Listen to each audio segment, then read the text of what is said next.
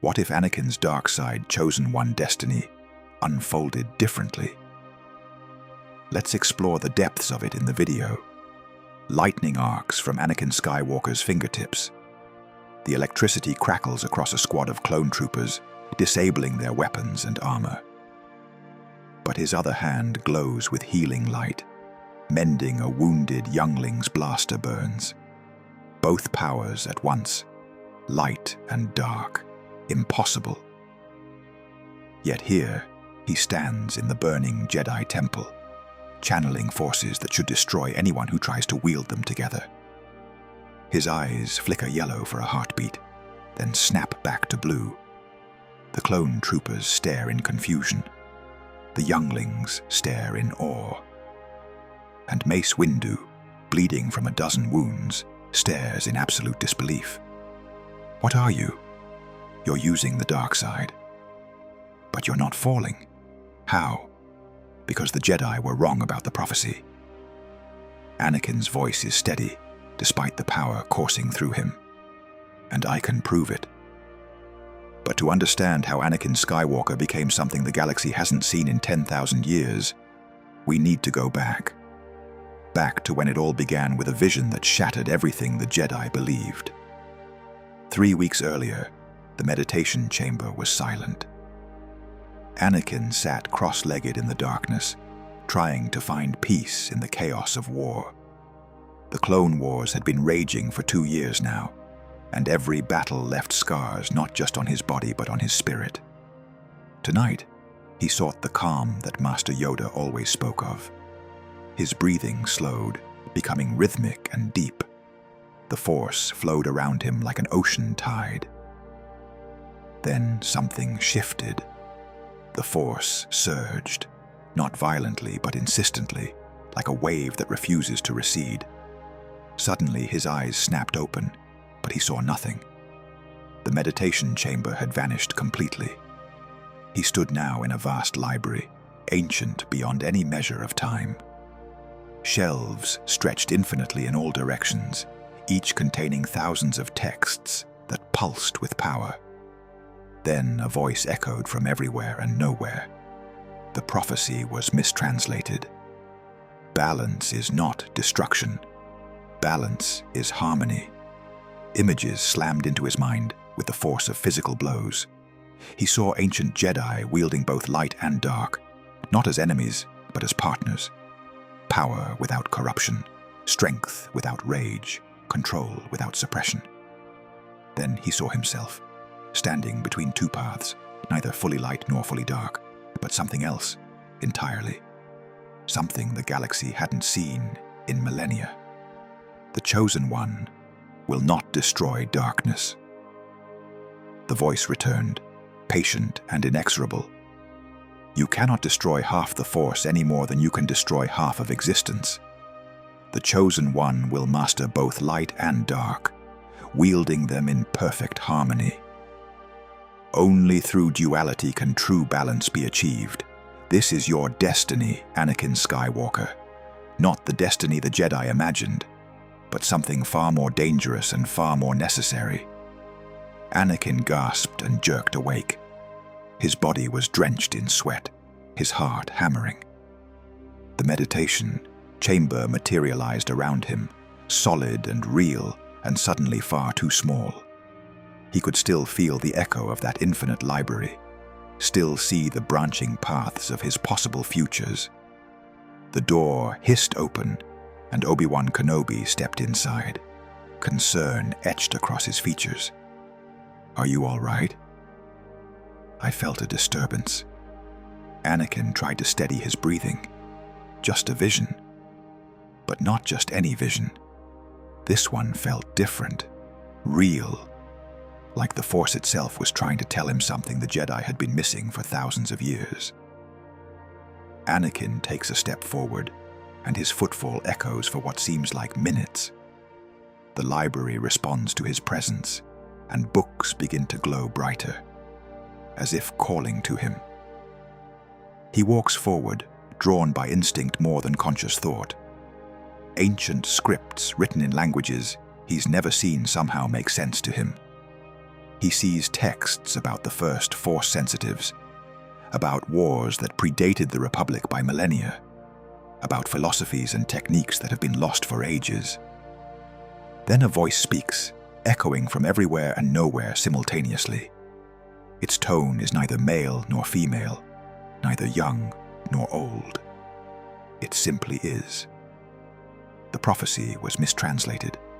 The words hang in the air like a death sentence. Anakin spins, trying to find the source, but he's alone among infinite knowledge. What do you mean? His voice sounds small in this impossible space. The answer comes not in words, but in visions. Images slam into his mind with the force of physical blows. He sees the original prophecy being written by a Jedi Master, whose name has been forgotten for 10,000 years. The text is clear, preserved in its original form. He watches as it's copied, translated, passed down through generations. And with each iteration, small changes creep in. A word altered here, a phrase reinterpreted there. Nothing dramatic, nothing that would raise immediate suspicion. But over millennia, the meaning shifts like sand dunes in a desert wind. Balance is not destruction. The voice returns, patient and inexorable. Balance is harmony. He sees more visions now, coming faster. Ancient Jedi who wielded both light and dark side, not as enemies but as partners. They used anger without being consumed by rage. They channeled fear without succumbing to terror. They embraced passion while maintaining control. These weren't Sith corrupted by darkness, nor were they Jedi suppressing their emotions. They were something else entirely, something the modern galaxy has forgotten how to name. Power without corruption. The images continue. He watches these ancient masters use Force lightning to defend the innocent, channel rage to protect the weak, embrace love to strengthen their resolve. Strength without rage. They meditate in peace but fight with fury, always in perfect control of both states. Control without suppression. They feel every emotion fully, experience every aspect of the Force completely, yet never lose themselves to either extreme. Then the vision shifts, and Anakin sees himself. But it's different versions, possibilities branching like a tree. In one, he stands as a pure Jedi, suppressing his anger and fear and love until he's hollow inside, a shell of a man following orders without question. In another, he's consumed by darkness, a Sith Lord whose power is matched only by his misery. But in a third version, he stands between two paths, neither fully light nor fully dark, but something else entirely. Something the galaxy hasn't seen in thousands of years. This version of him radiates power that makes the others look weak by comparison. But more importantly, this Anakin is whole. He's not suppressing anything or surrendering to anything. He simply is, balanced and complete.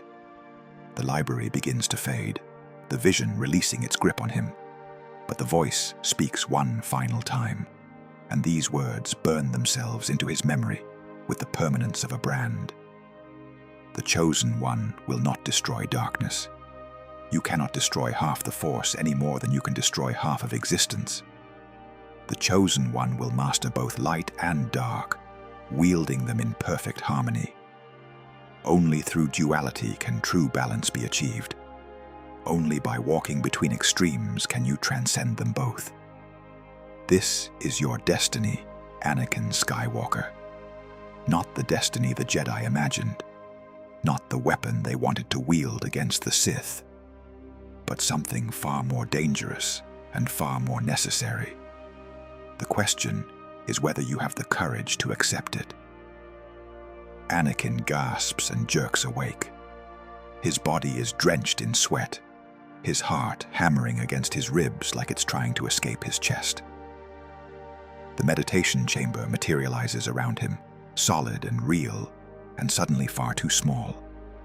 He can still feel the echo of that infinite library, still see the branching paths of his possible futures. His hands are shaking. whether from fear or excitement, he can't tell. The door hisses open, and Obi-Wan Kenobi steps inside, concern etched across his familiar features. His former master has aged during this war, lines appearing around his eyes that weren't there 2 years ago. "Are you all right?" I felt a disturbance in the Force, something powerful. Anakin tries to steady his breathing, tries to find words that won't sound insane. "I'm fine, Master. Just a vision." Something about the way he says it makes Obi-Wan's frown deepen. What kind of vision? The kind that changes everything, or the kind that means nothing? I'm not sure yet. Obi-Wan studies him for a long moment, his blue eyes searching Anakin's face for signs of whatever he felt through their bond. The connection between them, forged over years of training and fighting side by side, carries emotions even when words fail. Finally, Obi-Wan nods slowly. "Perhaps you should rest. These missions are taking their toll on all of us. The Council is pushing too hard, sending us back into combat before we've had time to recover properly." After Obi-Wan leaves, Anakin sits in the darkness for another hour, replaying every detail of the vision. The more he thinks about it, the more certain he becomes that this wasn't just a dream or a stress-induced hallucination. The Force doesn't work that way. When it shows you something this vivid, this detailed, this impossible to ignore, it's because you need to see it. The question is what to do with the knowledge. He could tell the Council immediately, lay it all before them and let them decide. But he already knows what they'll say. They'll dismiss it as a dark side trick, a temptation designed to lead him astray. They'll remind him of the dangers of the dark side, of how many Jedi have fallen by thinking they could control it. They'll lecture him about attachment and passion and all the other emotions he's supposed to suppress. Or he could investigate first, verify whether any of what he saw has basis in reality. The Jedi archives contain knowledge spanning thousands of years. Surely, if there was ever a different interpretation of the prophecy, some record must exist. And if he finds nothing, then he'll know the vision was false, and he can let it go. But if he finds evidence that corroborates what he saw, then he'll have something concrete to bring to the Council. They can't dismiss ancient texts as easily as they can dismiss visions. The decision makes itself. He'll search the archives tonight, when fewer Jedi are around to ask uncomfortable questions. The rest of the day passes in a haze. Anakin goes through the motions of his duties, attending briefings about the next offensive, reviewing tactical data with other generals, supervising maintenance on his starfighter. But his mind is elsewhere, replaying fragments of the vision, trying to remember every detail. That night, when the temple settles into its nocturnal rhythms, he makes his move. The corridors are nearly empty at this hour. A few Jedi walk past, lost in meditation or heading to their own quarters, but none pay him special attention. Anakin Skywalker walking the halls at odd hours is nothing unusual. The war has destroyed everyone's sleep schedules. The archives should be nearly empty now. Jocasta Nu, the ancient librarian who guards knowledge like a dragon hoarding gold, typically retires to her private chambers after midnight. A few dedicated scholars might remain, but they'll be absorbed in their research, unlikely to notice another Jedi browsing the stacks. Anakin approaches the main entrance, the great doors carved with scenes from Jedi history. He places his hand on the access panel, and it recognizes his signature, granting him entry. Inside, the archives spread before him in their magnificent complexity. Holographic displays float in the air, showing star maps and historical records. Physical books line certain sections, their pages too delicate or too important to digitize. And deeper within, accessible only to masters, lies the restricted section. That's where he needs to go. If any record of the original prophecy exists, it'll be in the restricted texts that the Council doesn't want ordinary Jedi examining too closely. Anakin makes his way through the public sections first, maintaining the appearance of casual research. He pulls up a few tactical databases, reviews some historical battles, establishes a plausible reason for being here, if anyone asks. Then, when he's certain no one is watching, he moves toward the restricted area. The security here is more sophisticated. A simple biometric scan won't grant access. Only Council members and a few senior masters have clearance for these texts. But Anakin isn't just any Jedi. He's the hero with no fear, the best pilot in the fleet, and more relevantly, he's uncommonly skilled with technology.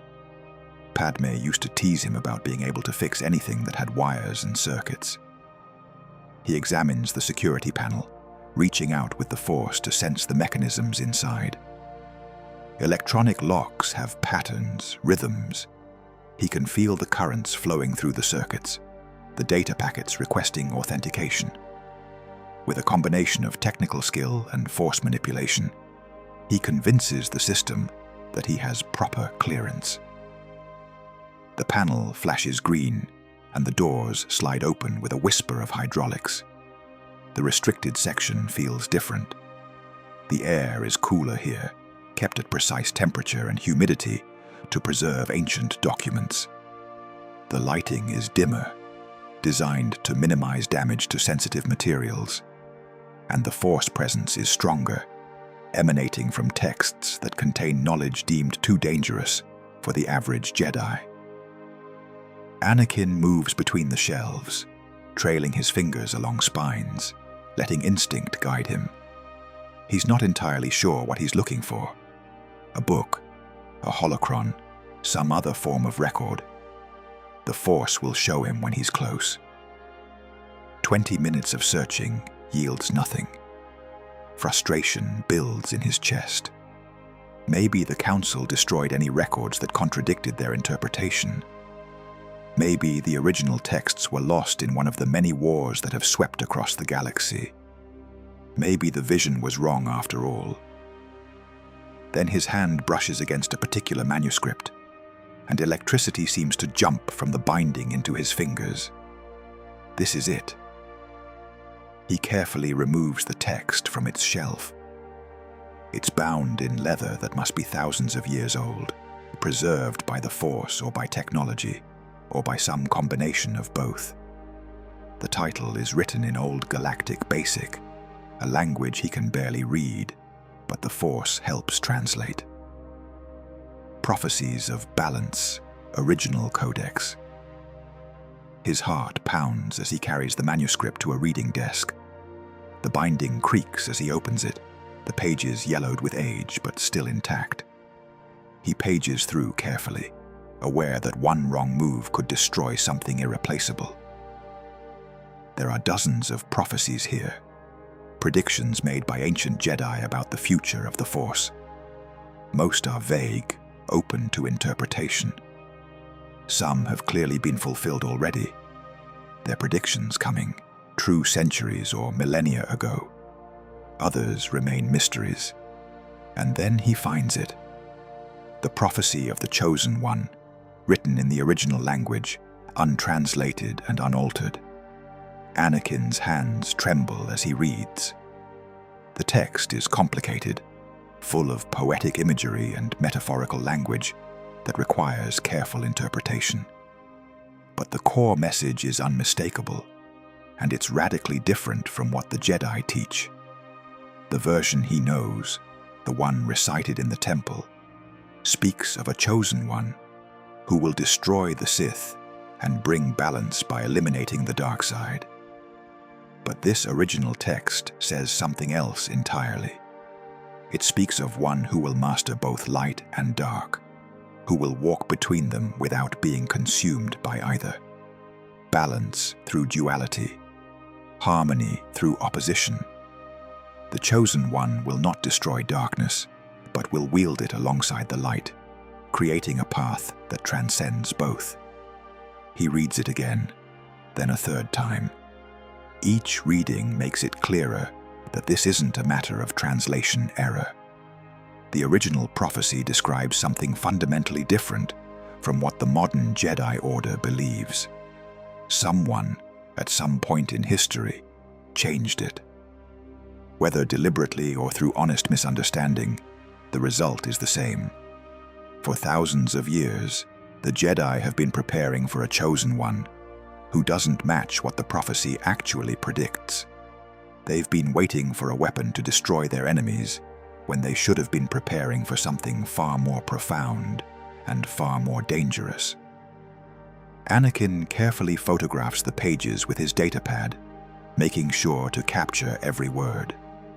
This is evidence the Council can't dismiss. These are their own archives, their own ancient texts. If he brings this to them, they'll have to acknowledge that their understanding of the prophecy might be flawed. But even as he documents the text, doubt creeps in. What if they don't care? What if they're so invested in their interpretation that they reject evidence to the contrary? He's seen it happen before, the way the Council dismisses anything that challenges their worldview.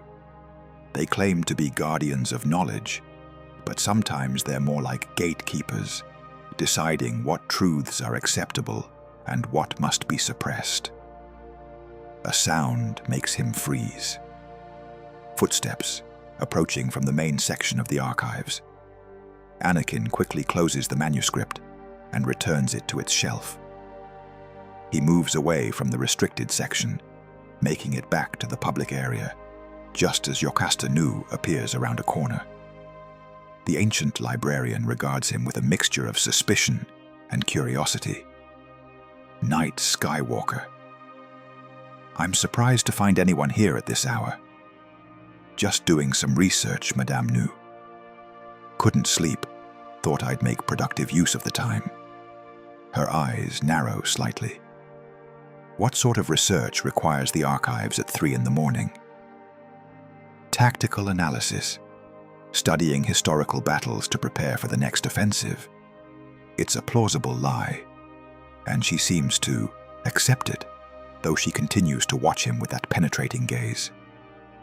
Well, don't stay too long. Even heroes need rest. She continues past him, heading toward her chambers. Anakin waits until she's out of sight, then slips out of the archives. His heart doesn't stop racing until he's safely back in his quarters. He transfers the photographs from his datapad to an encrypted file, hiding them where no casual inspection will find them. Then he sits on his bed, staring at nothing, trying to process what he's discovered. The Jedi have been wrong about the prophecy, possibly for thousands of years. The question is what to do with that knowledge. Telling the Council seems like the obvious choice, but the more he thinks about it, the more he realizes they won't listen. Not really. They'll acknowledge that the text exists, might even admit there are differences, but they'll find ways to explain it away, to maintain their existing beliefs. Unless he has more than just an ancient text, unless he can show them that the path the prophecy describes is actually possible, that someone can wield both light and dark without being corrupted.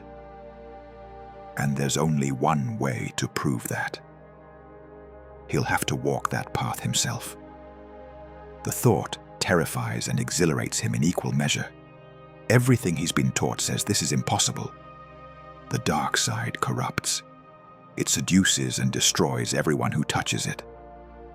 The history of the Jedi Order is filled with cautionary tales about those who thought they could control darkness and were consumed by it. But what if those Jedi failed because they approached it wrong? What if they tried to use the dark side while rejecting the light, or vice versa? What if the key is maintaining both simultaneously in perfect balance? Sleep doesn't come easily that night.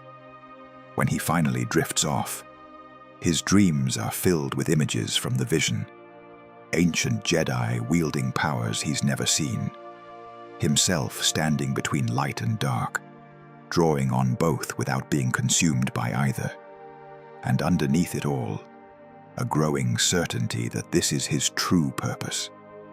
Not to destroy the Sith as the Council believes, but to become something entirely new. The next morning brings a summons from Chancellor Palpatine. The meetings have become routine during the war, the Chancellor always eager to hear his perspective on military matters.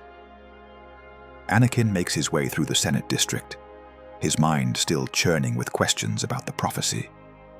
The streets are crowded with beings from 1,000 worlds, all going about their business, oblivious to the larger forces shaping their fates. War profiteers negotiate deals in gleaming towers, while refugees huddle in the lower levels, displaced by battles fought in their names. The Republic is rotting from within, Anakin realizes. The war has revealed fault lines that have existed for decades, maybe centuries. Corruption, inequality, systems that serve the powerful while abandoning everyone else. The Jedi talk about preserving the Republic, but is this institution even worth preserving? Palpatine's office is as opulent as always, decorated with art from 100 worlds. Sculptures from Naboo sit beside paintings from Alderaan. Ancient Sith artifacts disguise themselves as curious antiques. The Chancellor himself stands before the window, watching speeders flow past like rivers of light and metal. He turns when Anakin enters, his grandfatherly smile warm and welcoming. "My boy, thank you for coming on such short notice. I know your schedule must be overwhelming. It's no trouble, Chancellor. I'm always happy to help however I can." The pleasantries feel hollow now, knowing what Anakin suspects, but cannot yet prove. They discuss the war for a while, reviewing recent victories and setbacks. Palpatine has an encyclopedic knowledge of the conflict, able to cite specific battles and casualty figures from memory. He mentions troop movements Anakin hasn't heard about, casualty reports that aren't public yet. How does a civilian politician have access to military intelligence before the generals do? But eventually, the conversation shifts, as Anakin suspected it might. The Chancellor has a way of steering discussions toward more personal matters, finding the exact pressure points that make people reveal themselves. "You seem troubled, Anakin. Is the war weighing on you? Or perhaps something closer to home? The Council has been particularly difficult lately, haven't they?" Anakin hesitates. He didn't come here planning to discuss the prophecy, but something makes him want to test the waters, to see how Palpatine reacts. "Chancellor, do you know much about the ancient Jedi prophecies?" Palpatine's eyes gleam with interest, a flash of something hungry beneath the kindly facade. "I know some. The Jedi are quite secretive about such matters, but I've made it my business to understand the various beliefs and traditions of the galaxy. Knowledge is power, after all. Why do you ask? What if the Jedi have been wrong about something important? What if their interpretation of a prophecy was flawed?" Palpatine doesn't immediately discourage him, which is surprising. Instead, the Chancellor leans forward with genuine curiosity that might be real or might be perfectly calculated manipulation. "That's a dangerous question, Anakin. The kind that challenges everything the Order stands for. The kind that gets Jedi expelled or worse. But perhaps it's a question worth asking. The Jedi claim to be guardians of peace and justice. Yet here we are, embroiled in the worst war the Republic has seen in 1,000 years. Perhaps their understanding of the Force is not as complete as they believe. Perhaps their dogma has blinded them to possibilities that could end this conflict. If you truly think they've made an error, shouldn't you present your concerns to the Council? Shouldn't the truth be revealed, no matter how uncomfortable? The way he says it makes Anakin's instincts scream warnings. Palpatine is too eager, too encouraging. A wise politician would counsel caution, would warn about the dangers of challenging established institutions. But Palpatine pushes him forward, practically urging him to confront the Council. Why? What does he gain from conflict between Anakin and the Jedi? The answer hits like a physical blow. Division. Palpatine benefits from anything that weakens the Jedi or drives wedges between them, which means he's probably been engineering such conflicts for years. Thank you for the advice, Chancellor. I'll consider it carefully. As Anakin leaves, he can feel Palpatine's eyes on his back, studying him like a scientist observing an experiment. Anakin studies the Chancellor's face, searching for any sign of manipulation. But Palpatine seems earnest, almost encouraging. It makes him uneasy in a way he can't quite articulate. The Chancellor has always been supportive, always believed in him when the Council had doubts. But this feels different, like he's being tested, evaluated for something. Thank you, Chancellor. I'll consider it carefully. As he leaves the office, he can't shake the feeling that Palpatine knows more than he's letting on. The way his eyes lit up when Anakin mentioned the prophecy, the careful way he encouraged further investigation. It was like watching a sabacc player who just drew the exact card he needed. The next few days pass in a haze of normalcy that feels surreal, given what Anakin now knows. He continues his duties as a Jedi General, leading troops in battle, attending strategy meetings, training with Obi-Wan. But underneath the routine, his mind is constantly working on the problem. He needs to understand the dark side if he's going to prove the prophecy's interpretation. But how do you study darkness without being consumed by it? The Jedi archives contain almost nothing about Sith techniques. Everything related to the dark side has been systematically purged, destroyed, or locked away where no one can access it. The Council's reasoning makes sense on the surface. Why would you preserve knowledge that corrupts everyone who studies it? But it also means he has nowhere to turn for information. Almost nowhere. There are other sources of knowledge in the galaxy, though accessing them would require violating nearly every rule the Jedi have. Ancient Sith temples on forgotten worlds, black market dealers who trade in forbidden holocrons, former dark side users who've somehow survived their experiences. But pursuing any of those paths would be impossible to hide from the Council. They'd sense his intentions through the Force, or he'd be caught in the act, and that would be the end of his chance to prove anything. No, if he's going to explore the dark side, he needs to do it carefully, incrementally, in ways that won't immediately trigger alarm. He needs to start small. That night, alone in a private training room, Anakin attempts something he's never deliberately tried before. He tries to tap into the dark side. Every Jedi has touched darkness at some point, usually in moments of extreme stress or anger. He's felt it himself during battles when rage has surged through him. But those were uncontrolled moments, emotional reactions, rather than deliberate choices. This is different. He's trying to access that power consciously, with full awareness of what he's doing. He takes a deep breath and lets himself feel anger.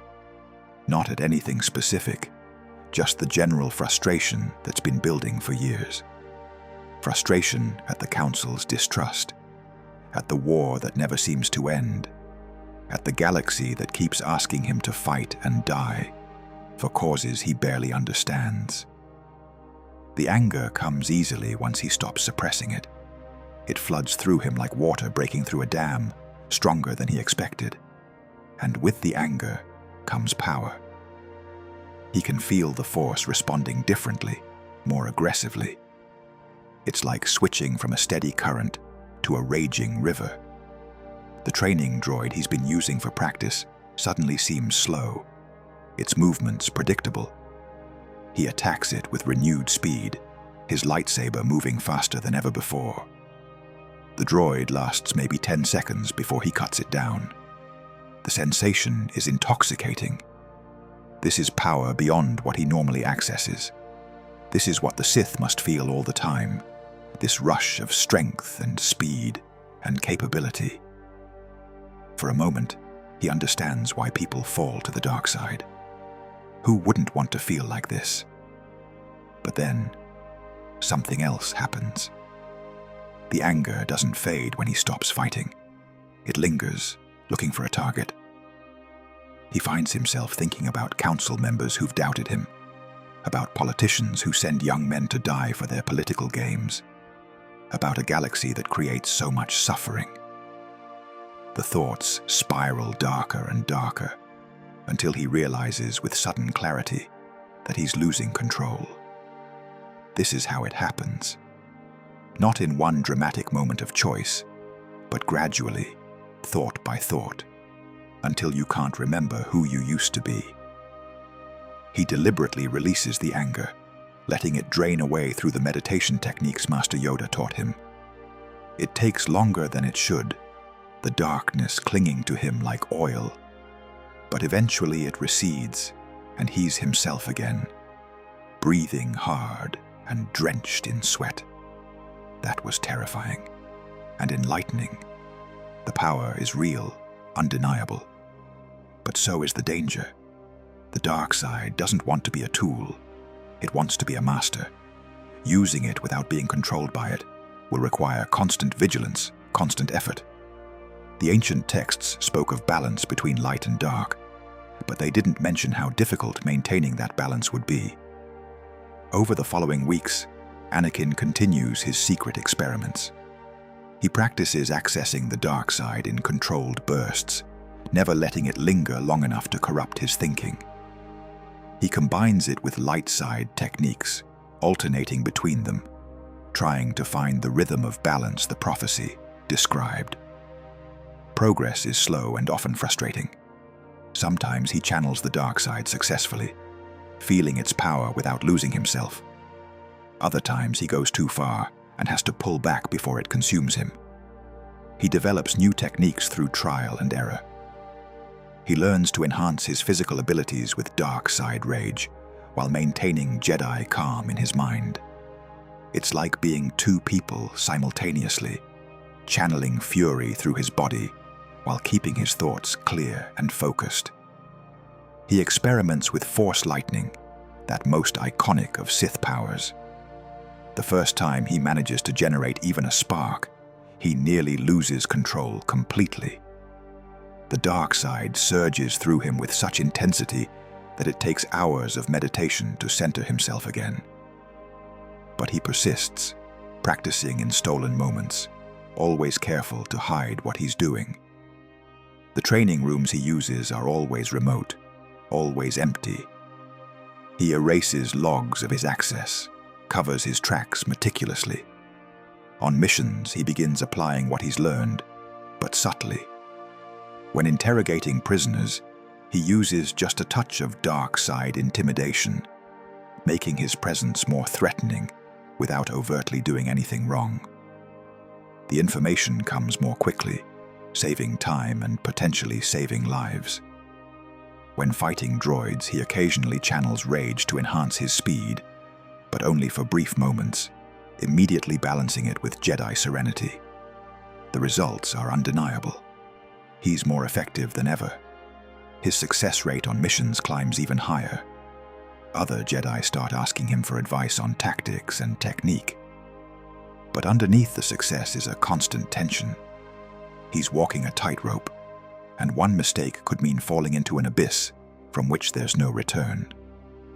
3 months into his secret training, during a mission to the Outer Rim, Anakin uses the dark side to save a village. They're pinned down by separatist forces, outnumbered and outgunned. The clones are fighting valiantly, but they're losing ground. Civilians are caught in the crossfire, dying because they can't get to shelter. Anakin makes a choice. He channels the dark side fully, letting rage and anger fuel him to a degree he's never attempted before. The power that floods through him is almost overwhelming. His lightsaber moves faster than human eyes can track. He tears through battle droids like they're made of paper. When that's not enough, he unleashes Force lightning, something he's never done in front of witnesses. The electricity arcs from his hands and fries droid circuits by the dozen. The battle turns instantly. What was a desperate fight for survival becomes a slaughter. The separatist forces break and retreat, unable to cope with the sudden onslaught. Anakin saves the village and the clones with him.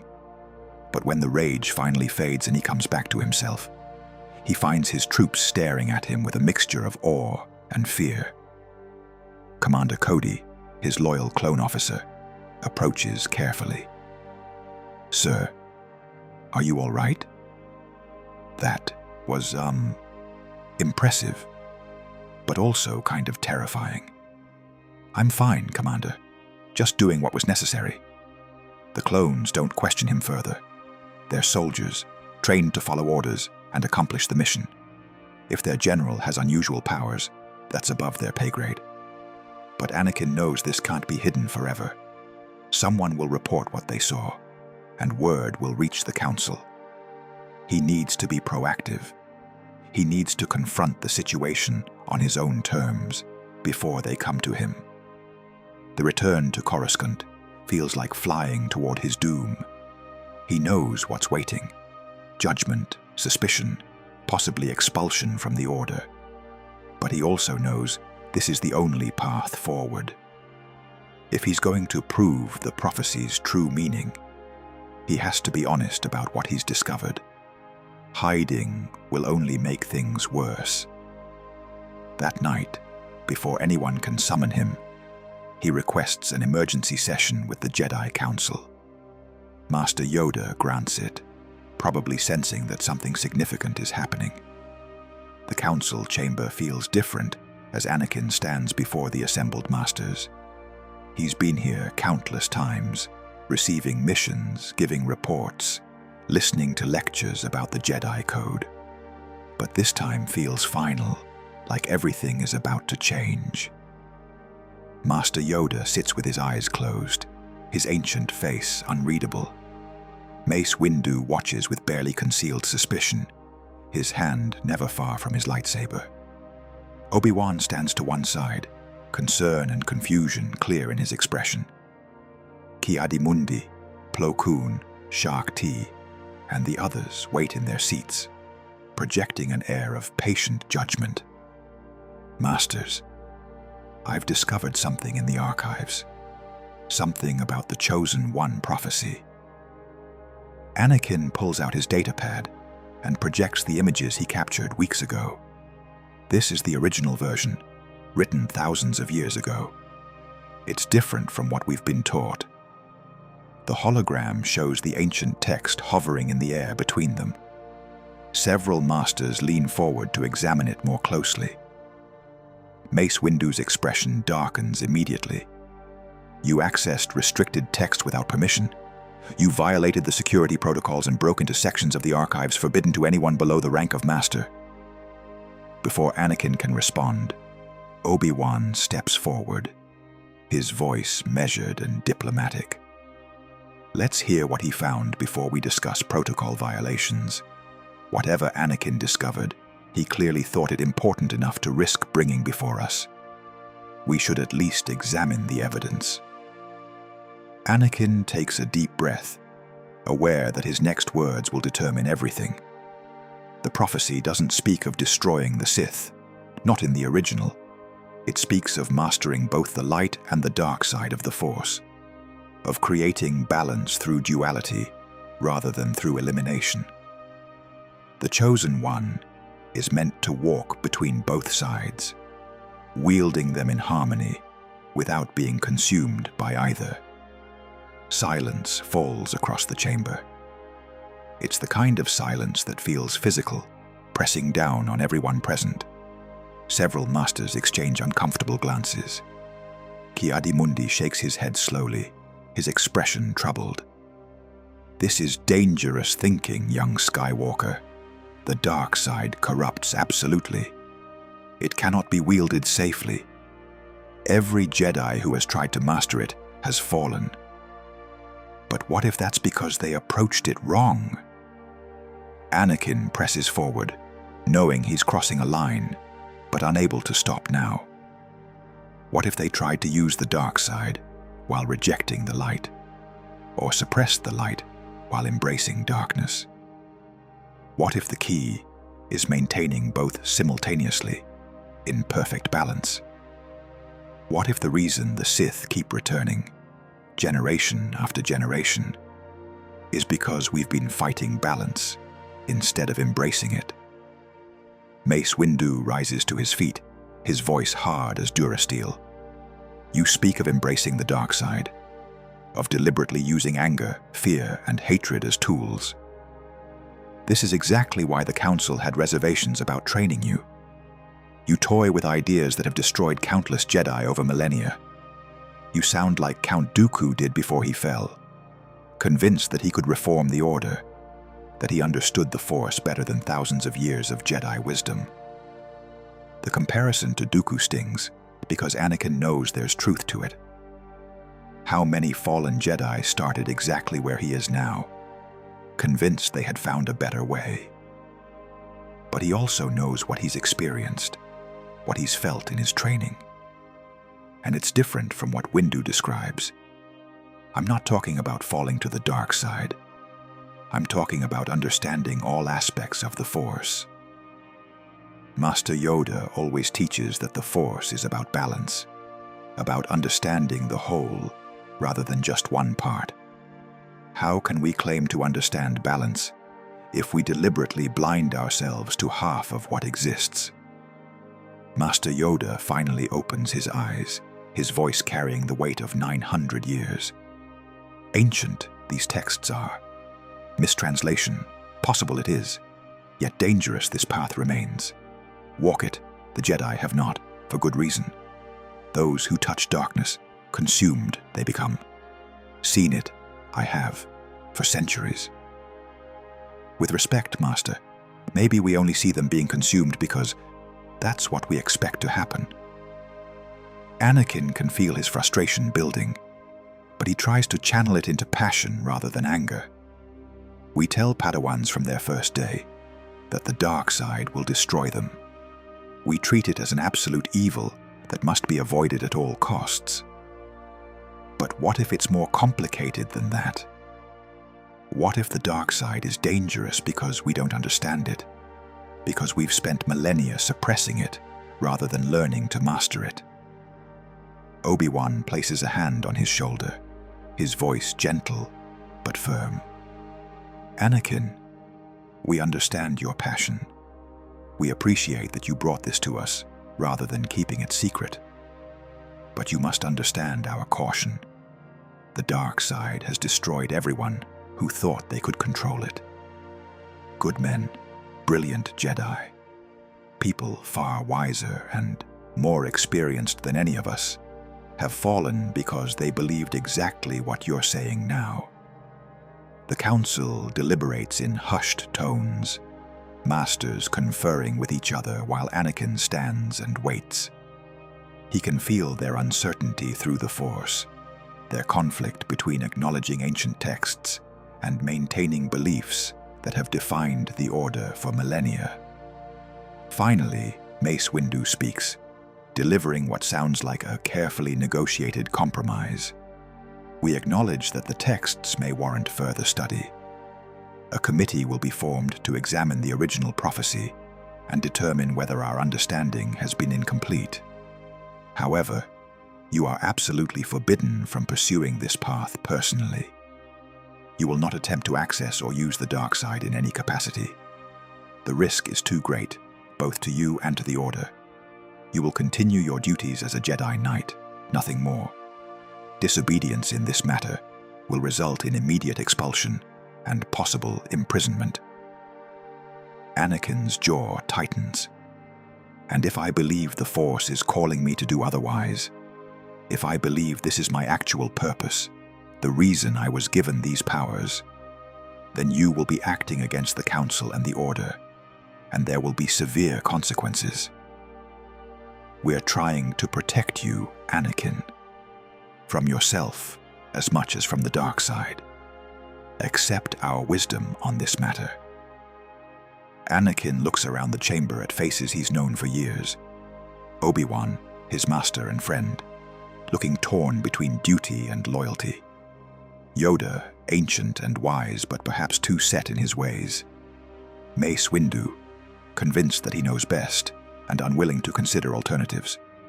Plo Koon, who once spoke for him, now silent and troubled. The other masters, most of whom have never fully trusted him, now having their suspicions confirmed. He could obey, could let this go, continue being the Jedi they want him to be, pretend he never discovered the original prophecy, or felt the potential of walking between light and dark. It would be easier, safer, but it would also be a lie. And Anakin has never been good at lying to himself. I understand your position, Masters, but I can't promise to ignore what the Force is showing me. If this is truly my destiny, if the original prophecy describes what I'm meant to become, then I have a responsibility to pursue it, with or without your blessing. The silence that follows is absolute. No one has spoken to the Council like this in living memory. The disrespect is staggering, but so is the conviction in Anakin's voice. Master Yoda closes his eyes again, looking suddenly very old and very tired. Decided, you have. Follow your path, you will, but expelled from the Order, you are not. Yet. Time to prove yourself, you will have. Or time to fall and show us we were right. Go now. Meditate on what you are risking. Understand the price of the path you choose. Anakin bows slightly, a gesture of respect even in defiance, and leaves the chamber. Behind him, he can feel the Council erupting in debate. Some are arguing for his immediate expulsion, others counseling patience, still others suggesting this might be exactly what the prophecy predicted. But Anakin doesn't hear the specifics. He's already moving forward, committed now to a path that terrifies and exhilarates him in equal measure. Obi-Wan catches up with him in the corridor. Anakin, wait. Please. They turn to face each other, master and apprentice, friends who've saved each other's lives dozens of times. Obi-Wan looks older than Anakin has ever seen him, burdened by worry and responsibility. What are you doing? Do you have any idea how dangerous this is? I know exactly how dangerous it is, but I also know it's necessary. The Force is showing me a path, Master. I can't ignore that just because it makes the Council uncomfortable. You're talking about using the dark side, about deliberately channeling anger and hatred. Every Jedi who has done that has fallen. Every single one. What makes you think you'll be different? Because I'm not trying to replace the light with darkness. I'm trying to use both. That's the difference. The fallen Jedi you're talking about, they abandoned one side for the other. I'm trying to maintain balance between them. Obi-Wan shakes his head, pain clear in his voice. Balance or not, you're still touching darkness. And darkness corrupts. I've seen it happen. I've watched good Jedi fall because they thought they were strong enough to resist. I don't want to watch it happen to you. Then trust me. You've always trusted me before, even when the Council didn't. When they said I was too old to train, you believed in me. When they doubted I could lead troops effectively, you vouched for me. Trust me now. Trust that I know what I'm doing, or at least that I'm trying to do the right thing. Obi-Wan meets his eyes for a long moment, and Anakin can feel the conflict through their bond. Duty versus loyalty. The code versus friendship. Finally, Obi-Wan sighs. I do trust you, Anakin. That's what makes this so difficult. Because I know you believe what you're saying. I know you think this is the right path. But belief doesn't protect you from corruption. And if you fall, I'll have failed not just as a teacher, but as a friend. If I fall, you'll do what you have to do, just as you always have. That's all I can ask. They part with an embrace that feels like goodbye, even though they'll see each other tomorrow. Anakin makes his way back to his quarters, his mind already planning the next steps. The Council has forbidden him from pursuing this path, but they haven't expelled him. They're giving him rope, waiting to see if he'll hang himself with it. That means he needs to be more careful than ever. His experiments with the dark side must remain absolutely secret. No more using unusual powers in front of witnesses. No more slipping during missions. Everything must appear normal while he continues his real training in the shadows. It's a dangerous game, one where a single mistake could mean losing everything. But he doesn't see any other choice. Over the following months, Anakin's secret training intensifies. He finds abandoned levels of Coruscant, places where no one goes anymore, ancient industrial areas left to decay while the city builds upward. Here, in the forgotten depths, he can practice without fear of discovery. He experiments with powers that would horrify the Council if they knew. Force lightning, obviously, but also force choke, mind domination, rage enhancement. Every dark side technique he can research or intuit, he tries to master. But critically, he never does so in isolation. Every time he channels the dark side, he immediately follows with light side techniques. Healing, protection, serenity meditation. He forces himself to alternate between opposites, training his mind and spirit to hold both simultaneously. The process is exhausting beyond anything he's experienced. Using the dark side is like drinking fire. It burns through you, leaving you energized but scorched. Using the light side is like drinking cool water. It soothes and cleanses, but requires patience and calm. Alternating between them, sometimes switching multiple times per minute, feels like trying to hold ice and fire in the same hand. His body and mind rebel against the contradiction. He experiences headaches that leave him nauseous, emotional swings that make him question his sanity, moments where he loses track of which side he's channeling and almost loses control completely. But gradually, painfully, he makes progress. He develops new techniques through sheer necessity. He learns to compartmentalize his mind, keeping dark emotions in one section while maintaining light side serenity in another. It's like being two people simultaneously, one calm and one furious, both coexisting in the same body. He discovers that he can use dark side powers with light side intentions. Force lightning doesn't have to be about inflicting pain and domination. It can be a tool to disable enemies quickly, preventing longer conflicts that might cause more casualties. Force intimidation doesn't have to be about cruelty.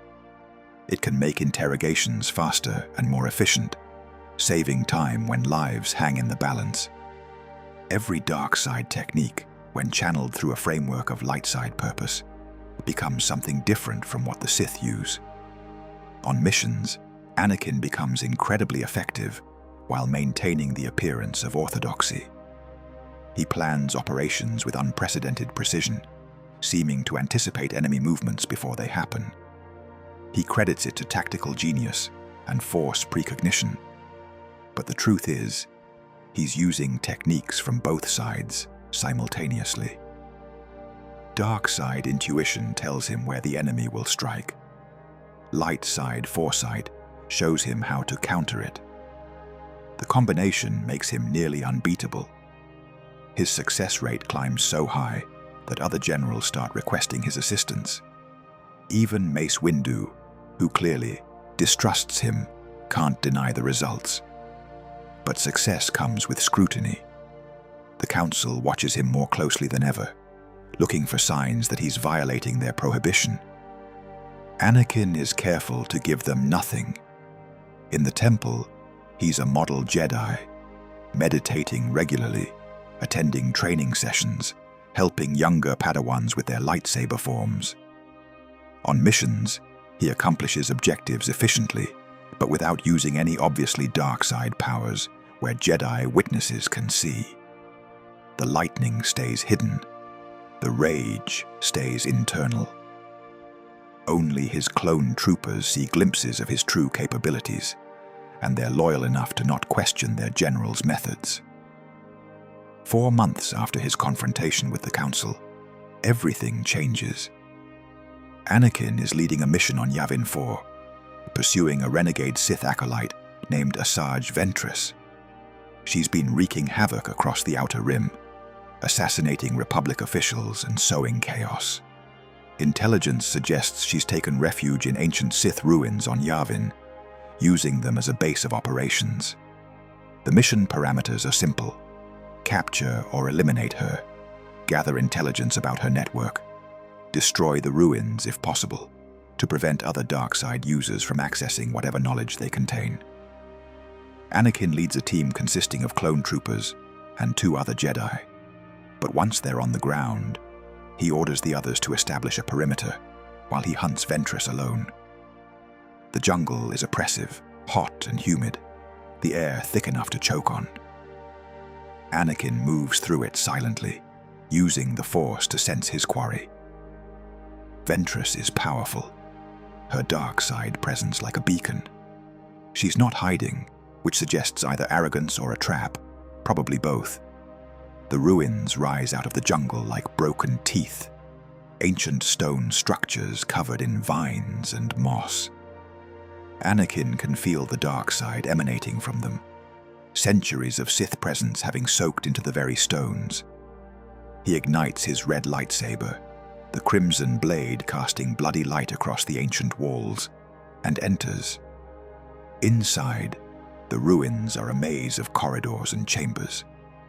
Anakin follows Ventress's presence deeper, aware that he's being led but confident in his ability to handle whatever she throws at him. Finally, he enters a large chamber, probably once a throne room or ritual space. And there she stands, Asajj Ventress, bald and pale and terrifying in her confidence. Her twin curved lightsabers hang from her belt, not ignited yet. She's smiling, which is never a good sign. Oh, twinsies. She gestures at his red blade.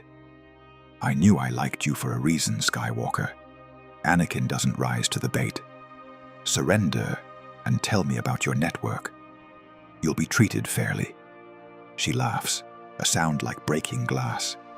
Treated fairly by the Jedi. The same Jedi who wanted to arrest me and my sisters just for existing. I don't think so. Her lightsabers ignite with a snap hiss, twin blades of crimson matching his own. She rushes forward, moving with the enhanced speed the dark side provides. Her attacks come in sweeping arcs, utilizing the curved hilts to create unusual angles that are difficult to defend against. Anakin parries the first strike, then the second, his blade moving to intercept attacks that come from directions a normal lightsaber couldn't reach. The duel explodes across the chamber, both fighters moving faster than ordinary humans could track. Ventress is good, better than he expected. She's trained extensively in Makashi, the dueling form, and her attacks are precise and controlled. But Anakin fights with a combination of styles, shifting fluidly between them, making himself unpredictable. They trade blows in the center of the chamber, their blades creating patterns of light in the darkness. Then Ventress leaps backward, creating distance, and tries to use the environment against him. She force pulls chunks of stone from the walls and hurls them at Anakin. He deflects them, shattering rocks mid-flight with his lightsaber. She uses the debris as cover to reposition, attacking from a new angle. The fight moves through the ruins, chamber to chamber. Anakin pursuing as Ventress leads him deeper. She's testing him, he realizes, evaluating his capabilities. Smart. She jumps into the jungle, and he follows. Here, the terrain becomes her ally. She leaps from tree to tree like some kind of predatory creature, using vines to swing and flip, making herself a difficult target. Anakin grounds himself and channels the Force. He tears vines from trees and uses them to entangle her legs. She cuts through them with her lightsabers, but it slows her down enough for him to close distance. They clash in midair, both launching themselves from tree branches, their blades meeting and creating a burst of sparks that falls like rain. They land hard and immediately attack again. The fury of their duel tears apart the foliage around them. Trees are scored with lightsaber marks. The ground becomes churned mud. But neither gains a decisive advantage. Then Ventress employs a new tactic. She channels the dark side more fully, letting rage fuel her speed. Her attacks become faster, more aggressive, sacrificing some precision for raw power. And to his own surprise, Anakin finds himself responding in kind. He stops trying to fight like a Jedi and lets the dark side flow through him. Rage at years of being doubted by the Council. Anger at a war that never seems to end. Frustration at being told he can't pursue his true destiny. All of it channels into his combat, enhancing his strength and speed. His attacks become blindingly fast, driving Ventress back for the first time. She struggles to defend, her weapons barely intercepting his strikes. Some of his blows get through, grazing her arms and legs, drawing blood. She stumbles backwards toward the temple, and they circle back into the ruins where the fight began. Such passion, such anger. Ventress's voice is approving even as she gasps for breath. The Jedi will never accept you, not with that blade, and not with that fury. You belong with us, Skywalker. Join me, and together we'll show them what true power looks like. Her words ignite something in Anakin. Not agreement, but fury that she thinks she understands him. With a roar, he channels his anger more fully than he ever has before. The dark side floods through him like a tsunami. His lightsaber becomes a blur of red light, striking so fast it seems like there are multiple blades. Ventress desperately tries to defend, but she can't keep up. One of his strikes gets through and scores her shoulder. The next cuts across her thigh. She's losing badly now, being overwhelmed by the sheer intensity of his assault. She tries every trick she knows. She unleashes Force lightning, but Anakin catches it with his hand and hurls it back at her, adding his own to it. The combined assault throws her backwards. She attempts to dominate his mind with fear, but his rage burns through it like it's nothing. She tries to retreat, to create distance, but Anakin pursues relentlessly. They reach the top of the temple, high above the jungle canopy. The sun is setting, painting everything in shades of blood and gold. For a moment, their lightsabers lock, their faces inches apart. He can see himself reflected in her eyes, and what he sees shocks him. His own eyes are burning with rage. Not the calm focus of a Jedi, but something closer to Sith fury. And in that moment of recognition, the dark side whispers its seductive promises. Kill her. She deserves it. Feel the power of ending a Sith's life. Embrace what you truly are. It would be so easy. One push, one final strike, and Ventress would be dead. The Jedi would praise him for eliminating a dangerous enemy. No one would question his methods. But that's not who he is. That's not what the prophecy calls for. With enormous effort, Anakin pulls back from the edge. He channels light side control to temper his rage, finding the balance he's been training for. His next attack is just as powerful, but more controlled. He disarms Ventress, sending one of her lightsabers flying into the jungle below, then kicks her hard in the chest. She staggers backwards to the edge of the temple. For a moment, she teeters there, arms windmilling, then she falls. Anakin leaps forward and catches her wrist with the Force, holding her suspended above a 50-meter drop. I will never join the likes of you and Dooku. The difference between us is that I choose to stay in the light even when the darkness offers power. That's balance. That's what you'll never understand. He pulls her back onto the platform and deactivates his lightsaber. She lies there gasping, defeated but alive. When he returns with her in custody, the mission is recorded as a complete success. But Anakin knows he crossed a line out there. He used the dark side more fully than ever before, and for a moment, just a moment, he was tempted to surrender to it completely.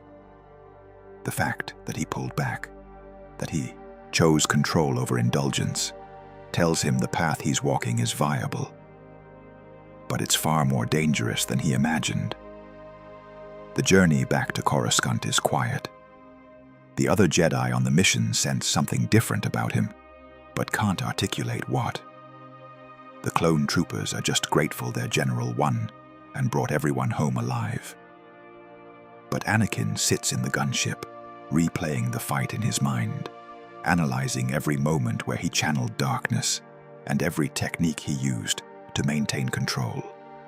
He's learning, growing, becoming something the galaxy hasn't seen in millennia.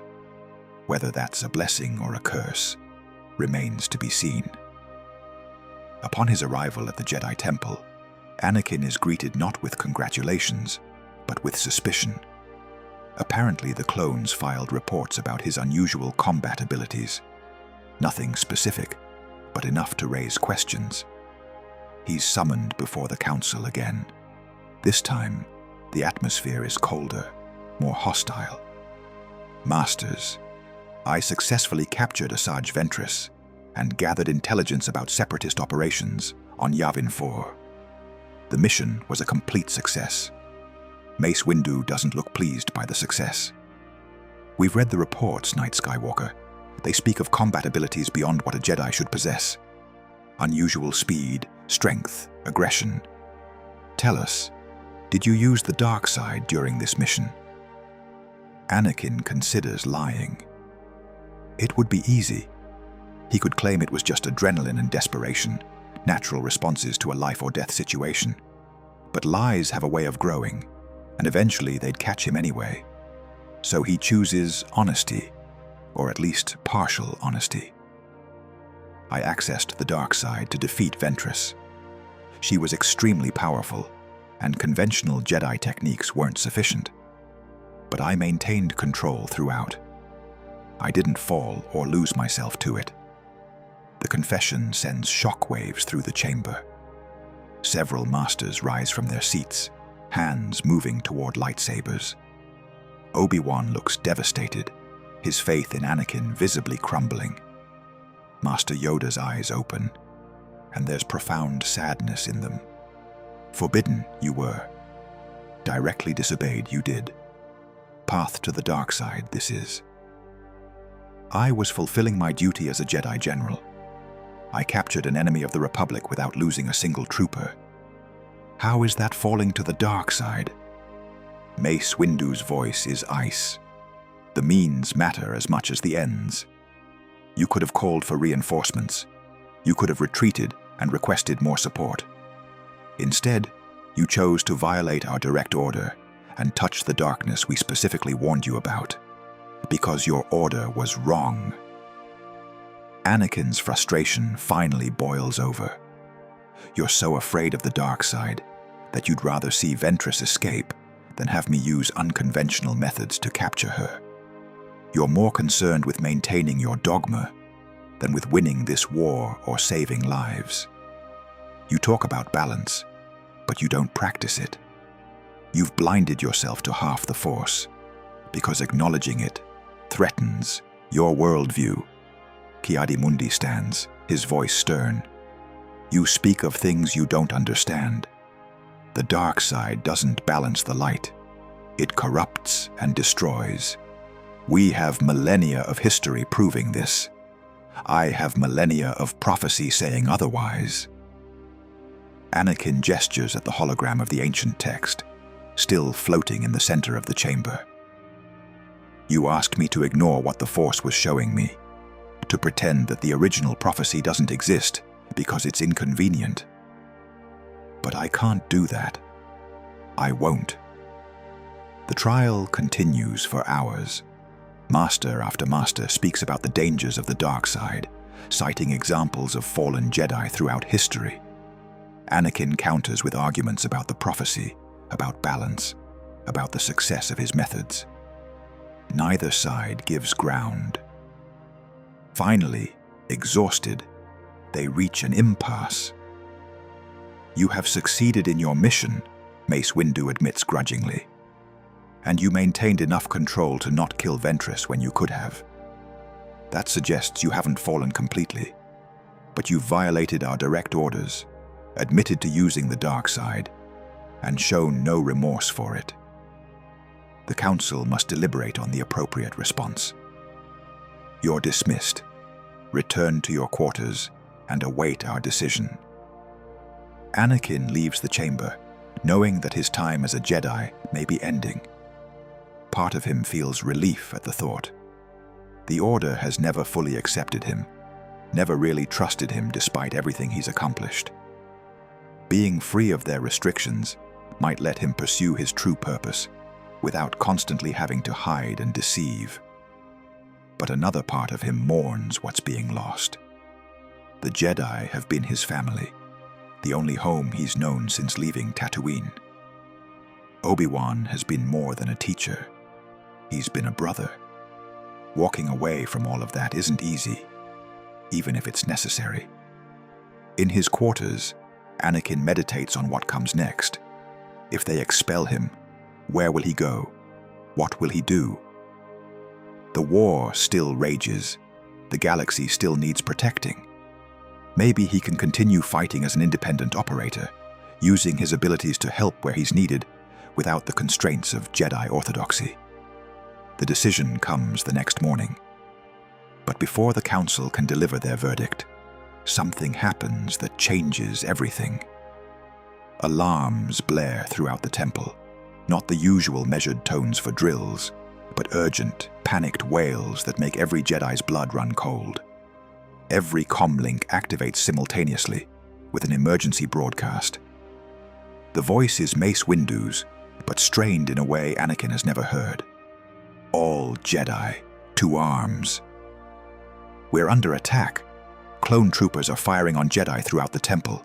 This is not a drill. Protect the younglings and evacuate immediately. Obi-Wan bursts into Anakin's quarters before the message finishes, his face pale and streaked with soot. His robes are scorched, and there's a blaster burn across his shoulder. We're under attack. Clone troopers have turned on the Jedi. All across the galaxy, reports are coming in of Jedi being killed by their own troops. Commanders we've fought beside for years, suddenly executing their generals without warning or remorse. It's happening here too. The temple is being stormed from 4 different entry points. They're moving with coordinated precision, like they've been planning this for months. For a moment, Anakin can't process what he's hearing. His mind rejects the information as impossible. The clones? Our clones. But they're loyal. Rex would die before betraying me. Cody has saved your life a dozen times. How? How is this possible? I don't know, but we need to move now. The younglings and Padawans are in danger. I felt 3 Jedi die in the last minute alone. Whatever issues we have between us, Whatever the Council was going to decide about your methods, none of that matters now. We need to defend the temple. We need to save as many as we can. Anakin doesn't hesitate. He grabs his lightsaber, checks his comlink, and follows Obi-Wan into the corridor. The change from his quiet quarters to the chaos outside is so jarring, it's almost physically disorienting. Smoke fills the hallways, reducing visibility to a few meters. Blaster fire echoes from every direction, punctuated by the distinctive hum of lightsabers and the screams of the dying. Clone troopers advance through the smoke in perfect formation, their armor white against the gray haze, their weapons firing with mechanical precision. They don't shout or threaten, they just kill. Methodically, efficiently, without hesitation or mercy. Jedi try to defend themselves, but they're caught completely off guard. These are soldiers they've led into battle, men they've shared meals with, brothers in arms they've trusted with their lives. The betrayal is so absolute, so unexpected, that many Jedi hesitate that fatal split second before defending themselves. And in combat, a split second is eternity. Anakin watches a Jedi Knight he knows, Master Sin Dralig, the Temple's battlemaster and one of its finest duelists, try to reason with clone troopers advancing down the corridor. Brothers, what are you doing? Stand down. Whatever order you received, it's wrong. We're on the same side. The clones don't respond, don't slow, don't hesitate. They raise their blasters and fire. Kin Dralig's lightsaber blazes to life, the blue blade deflecting the first volley. But there are too many shots coming from too many angles. One gets through, then another. Sin stumbles, his guard dropping. The next volley hits him center mass and he falls, one of the Order's greatest warriors cut down in his own home. Anakin feels the death through the Force, a bright light suddenly extinguished. And it's not the only one. Jedi are dying throughout the temple. He can feel each death like a wound. Lives he's known for years, suddenly ceasing to exist. A young Padawan, no more than 14, runs screaming through the smoke. She's wounded, blood streaming down her face, her lightsaber lost somewhere behind her. Clone troopers pursue, their weapons tracking her movements with mechanical precision. She doesn't even see Anakin as she runs past, doesn't register anything except terror and the need to escape. The troopers don't spare her a glance either. They simply adjust their aim and prepare to fire. The sight ignites something in Anakin. For months he's been walking a tightrope, carefully balancing light and dark, trying to prove that both could coexist. He's been measured, controlled, always conscious of the line between using darkness and being consumed by it. Now, in this moment of crisis, calculation disappears. He doesn't think, he simply acts. And what he does is channel both sides of the Force simultaneously, without reservation or hesitation, in a way he's never attempted before. The change is instant and overwhelming. Dark side rage floods through him like liquid fire, fury at the betrayal and the slaughter of innocents.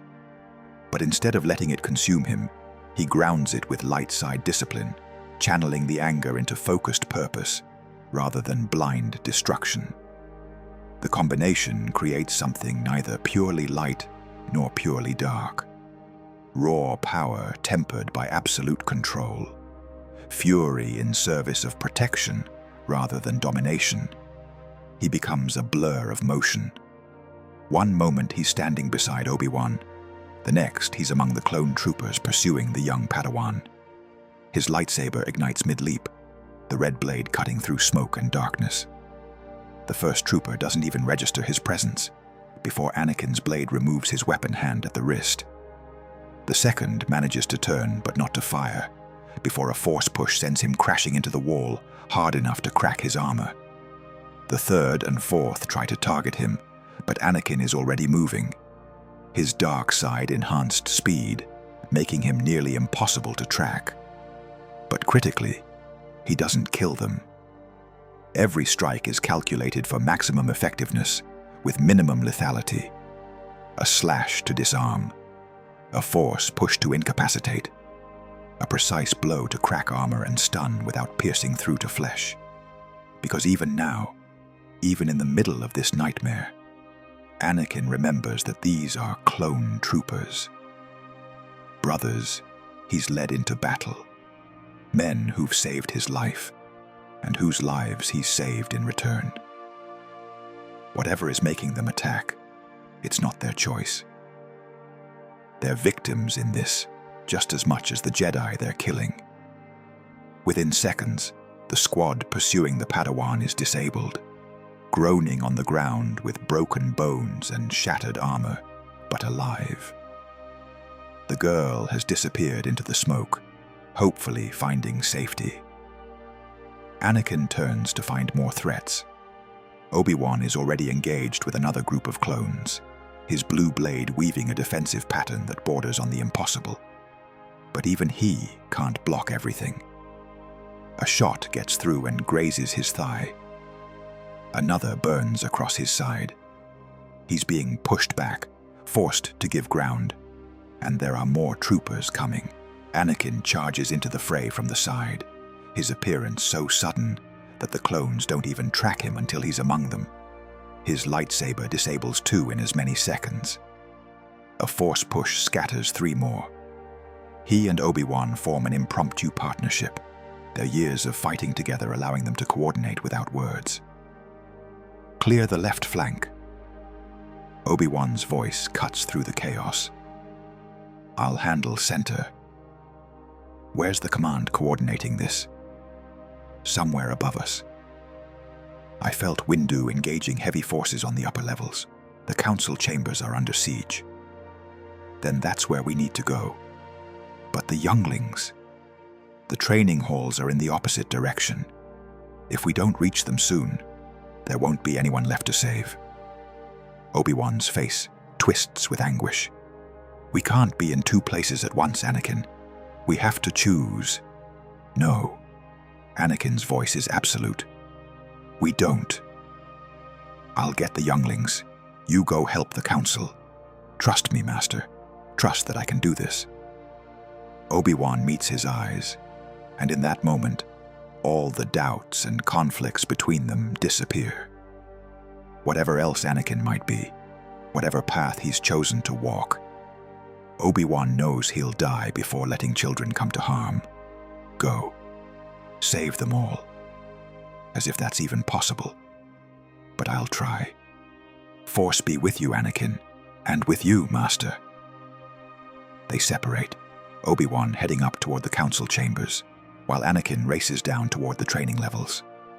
The corridors here are narrower, designed for small groups of students, rather than military traffic. It should make them easier to defend. Should make it harder for the clones to bring their numbers to bear. But it also means less room to maneuver, less space to fight. Anakin runs through smoke and carnage, seeing sights that will haunt him forever. A Padawan's body slumped against a wall, her lightsaber still clutched in her hand. A training droid, reprogrammed or simply malfunctioning, firing on everything that moves. A section of floor collapsed, revealing the level below where more fighting rages. The temple is being torn apart from within. Millennia of peace and learning, transformed into a war zone in minutes. How? How did it happen so fast? How did no one sense this coming? He reaches a major intersection and finds a squad of clones setting up heavy weapons.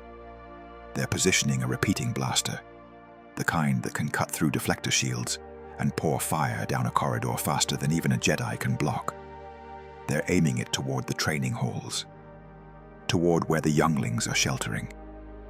Anakin doesn't announce himself, doesn't give them a chance to turn or fire or react.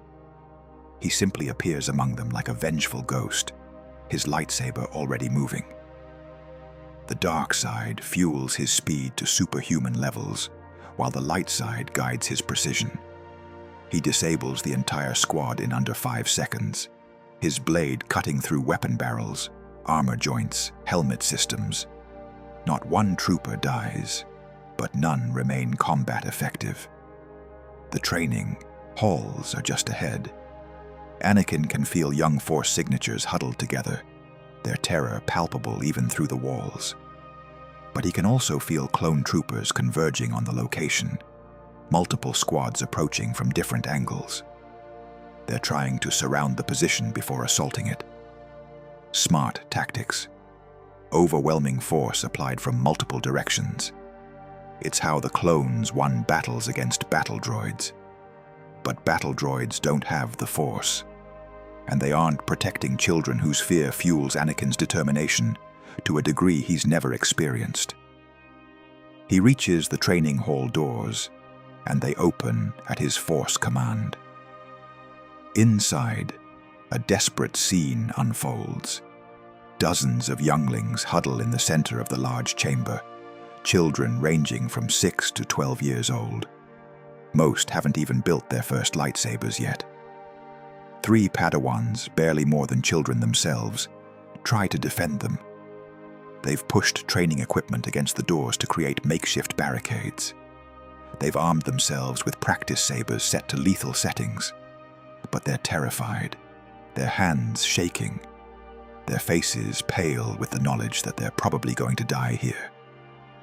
One of the Padawans, a Rodian boy Anakin recognizes from the temple gardens, turns when he enters. The relief on his face is heartbreaking. "Master Skywalker, thank the Force." We heard fighting, and then the clones started attacking, and we got everyone we could find. But there are so many of them, and we don't know what to do. You did exactly right.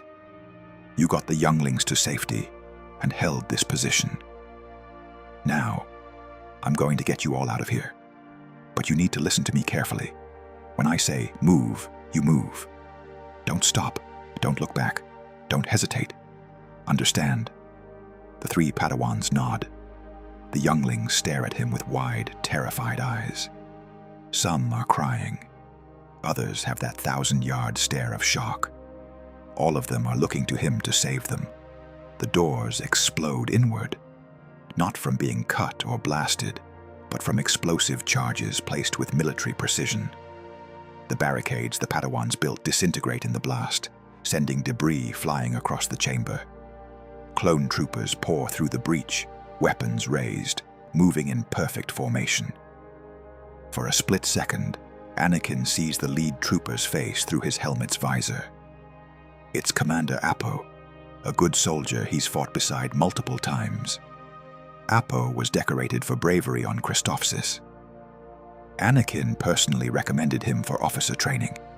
Now Appo is leading the assault to murder children. Execute Order 66. Appo's voice is flat, emotionless, completely unlike the soldier Anakin remembers. Eliminate all Jedi targets.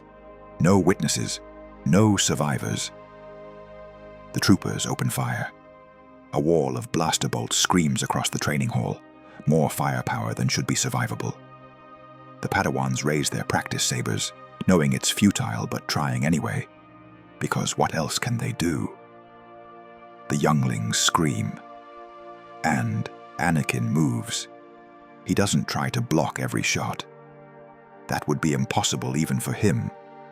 Instead, he does something he's never attempted before, channeling light and dark side simultaneously on a scale that should tear him apart. He creates a barrier, not a physical shield, but a wall of pure Force energy, neither wholly light nor wholly dark, but an integration of both. The dark side provides the raw power, fury channeled into protective strength. The light side provides the structure, disciplined control that shapes the energy into an effective defense. The barrier manifests as a faint shimmer in the air between the clones and the younglings.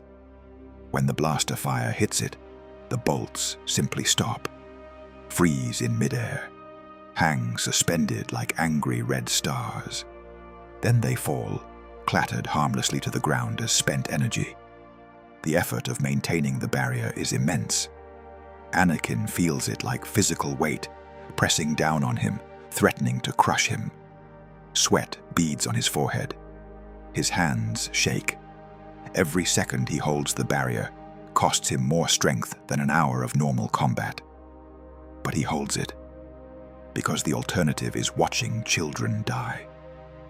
The clones pause, confused. This isn't in their training. Their weapons are useless against the barrier, but they don't retreat. Don't reconsider. Their orders are absolute. So they advance, clearly intending to cross the barrier and kill the Jedi with blades if blasters won't work. Anakin drops the barrier and attacks. He explodes forward with dark side speed, crossing the training hall in a heartbeat. His lightsaber becomes a crimson blur, moving too fast for human eyes to track. But even in the fury of combat, he maintains control. Every strike is calculated. He disarms rather than dismembers, disables rather than kills, breaks weapons and armor rather than bones and flesh. The clones are well trained and work together with the coordination that makes them deadly soldiers. But they're designed to fight droids and separatists, not a Force user, channeling both light and dark simultaneously. Anakin's fighting style doesn't match anything in their programming. He uses dark side aggression, but with Jedi precision. Sith speed, but with control that prevents collateral damage. They can't predict his movements because he's not following either Jedi or Sith patterns. Within 30 seconds, the entire squad is disabled. Commander Apo lies unconscious, his armor cracked, but his body intact. The other troopers are scattered across the floor, groaning with injuries that will heal, but unable to continue fighting. Anakin turns to the Padawans and younglings. Time to go. There are evac ships on the landing platforms. We're going to fight our way there. Stay close to me, stay quiet, and trust the Force. One of the younglings, a human girl who can't be more than 7, looks up at him with huge eyes. Are we going to die? Not today. Not if I have anything to say about it. Now let's move. The journey through the temple is a nightmare. They have to move slowly because of the younglings, but slowly means exposed. Anakin leads them through corridors he knows are less traveled, maintenance passages and service tunnels that the clones might not cover as heavily. But even these routes aren't safe. They encounter 3 more clone squads during the evacuation. Each time, Anakin engages alone, putting himself between the soldiers and the children.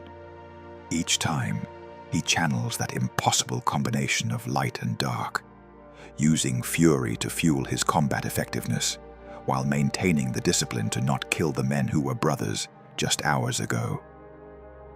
The Padawans watch him fight with a mixture of awe and terror. They're seeing powers no Jedi should possess, used in defense of everything the Jedi stand for. They're watching dark side techniques deployed with light side purpose. And it's working. The cognitive dissonance is breaking their understanding of what the Force can be. During one engagement, Anakin runs out of space to maneuver. He's in a narrow corridor with younglings behind him and a full squad of clones ahead. They have the high ground and superior firing positions. In any normal situation, this would be a killing field. But Anakin does something none of them expect. He channels Force lightning. The electricity arcs from his fingertips, but it's different from Sith lightning. There's no malice behind it, no desire to inflict pain. It's pure, focused energy, channeled with surgical precision. The lightning strikes clone weapons and armor systems, frying circuits and shorting out helmet displays without seriously harming the men inside. The entire squad is disabled in seconds, their weapons useless, their armor non-functional, but they're alive. They finally reach an auxiliary landing platform. Multiple ships are here, some already loading with Jedi survivors, others still empty. Mace Windu coordinates the evacuation, his purple blade flashing as he holds off clone forces, trying to breach the platform. Master Skywalker, get those younglings aboard. Anakin ushers his charges toward the nearest ship, making sure each one gets aboard safely. The Rhodian Padawan who held the training hall turns to him. "Thank you, Master. You saved all of us. I just did what anyone would do, what any Jedi should do." "No." The Padawan's voice is quiet but intense. "What you did was impossible. The powers you used, the way you fought, it's nothing like what they teach us. But you saved us when following their teachings would have gotten us all killed. Remember that." More Jedi arrive at the platform in groups. Some are masters Anakin recognizes, others are Padawans and knights he's trained with. All of them are wounded, exhausted, traumatized. Obi-Wan appears leading a group of rescued Jedi, his robes torn and bloody, but his eyes still fierce. The council chambers are secure for now, but it won't last. We need to complete the evacuation immediately. How many have we lost? Too many. Yoda's voice is heavy with grief as the ancient master arrives, leaning on his cane, looking older than Anakin has ever seen him. Felt their deaths, I did. Dozens of Jedi across the galaxy. Hundreds, perhaps. All at once, all by betrayal, most foul. Something terrible has happened. Orchestrated, this was. Planned for years, perhaps. The Chancellor. Anakin's voice cuts through the chaos. It has to be Palpatine. He controls the clone army. If anyone could issue an order like this, a command that would override all their loyalty and training, it would be him. Mace Windu's eyes narrow. That's a serious accusation. The kind that could trigger a constitutional crisis, even in the best of times. In the middle of this, it could tear the Republic apart. Then we need proof. We need to confront him, get him to confess, record everything. Then we can move against him legally. Too dangerous, Obi-Wan says. If he's powerful enough to orchestrate all this, to subvert the entire clone army, to plan the destruction of the Jedi Order, he's not going to simply confess because we ask nicely. Then we force the confession, whatever it takes. Anakin looks around at the assembled Jedi, seeing the same determination in their eyes. We've lost too many already. If we don't act now, if we let him consolidate power while we hide and lick our wounds, the Order is finished. He's right, Mace Windu says grimly. We need a strike team. Small, fast, expendable if it comes to that. I'll lead it. I'm coming too. Obi-Wan steps forward. Anakin, you and I, we're going to end this or die trying.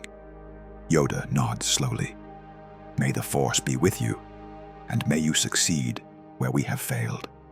Remember, only together can you succeed. Divided, Sidious will destroy you. They take a small gunship, just the three of them, flying low through Coruscant's industrial levels to avoid detection. The city is in chaos. Clone troopers hunt Jedi through the streets, while civilians cower in buildings, unsure what's happening or which side they should support.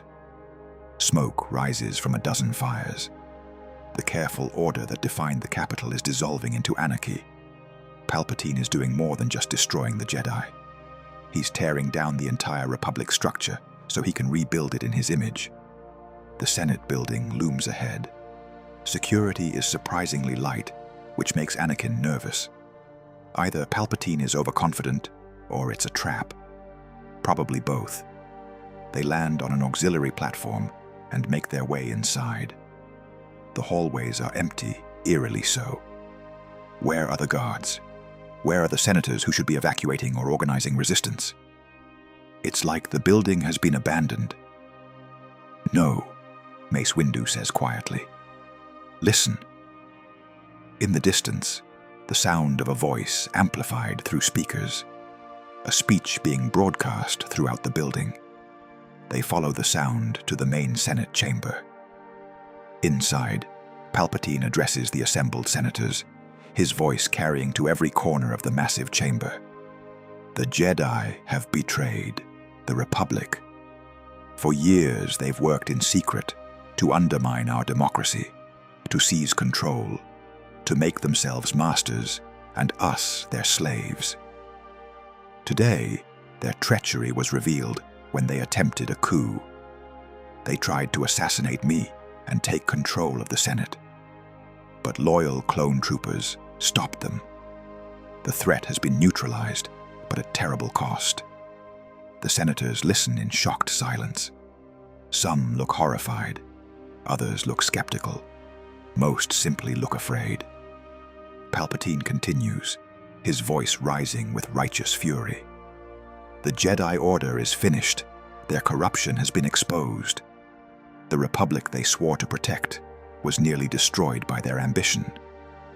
And so, to prevent such a betrayal from ever happening again, to ensure the security and stability of our civilization, I am declaring the Republic reformed.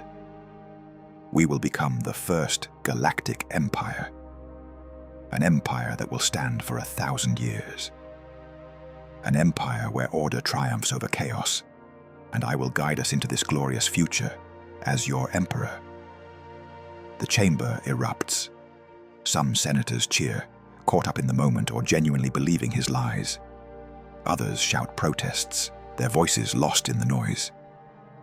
Padme Amidala stands in her pod, her face pale with horror. "No, this is how liberty dies, with thunderous applause." But her words are drowned out. The chamber descends into chaos as Palpatine smiles, his victory complete. At least until Mace Windu steps forward from the chamber entrance, his lightsaber igniting. "Chancellor Palpatine, you're under arrest for treason against the Republic." The chamber falls silent. Every senator turns to look. Palpatine's smile doesn't waver. "Ah, Master Windu, just in time to witness the birth of a new era, and to die knowing you've failed." He moves faster than anyone except the Jedi can track. His lightsaber appears from within his robes, igniting in a snap hiss of red light. He leaps across the distance to Windu's position, his blade screaming through the air. Mace barely gets his weapon up in time to block, the impact of their collision sending out a shockwave that knocks nearby senators from their feet. Obi-Wan and Anakin charge forward to help, but Palpatine unleashes Force lightning from his free hand. The electricity arcs across the chamber, forcing them to deflect with their lightsabers. Senators scream and run for the exits. Padme tries to stay, tries to witness what happens, but her guards drag her away to safety. The duel between Palpatine and Mace Windu is terrifyingly brief. Palpatine fights with Sith style perfected over decades, his blade a blur of crimson death. Mace counters with Varpad, his unique form that turns his opponent's aggression against them. For a few seconds, they're evenly matched, two masters at the absolute peak of their abilities. Then Palpatine does something unexpected. He doesn't try to overpower Windu. Instead, he channels lightning through his lightsaber, down the blade, using it as a conductor. The electricity flows into Mace's weapon and through his hands, searing his palms and breaking his grip. His lightsaber falls. Palpatine's blade comes up, and Mace Windu, one of the Order's greatest warriors, barely manages to throw himself backward to avoid being cut in half. The blade still catches him, a burning line across his chest. Not deep enough to kill immediately, but enough to disable. Mace falls, gasping with pain.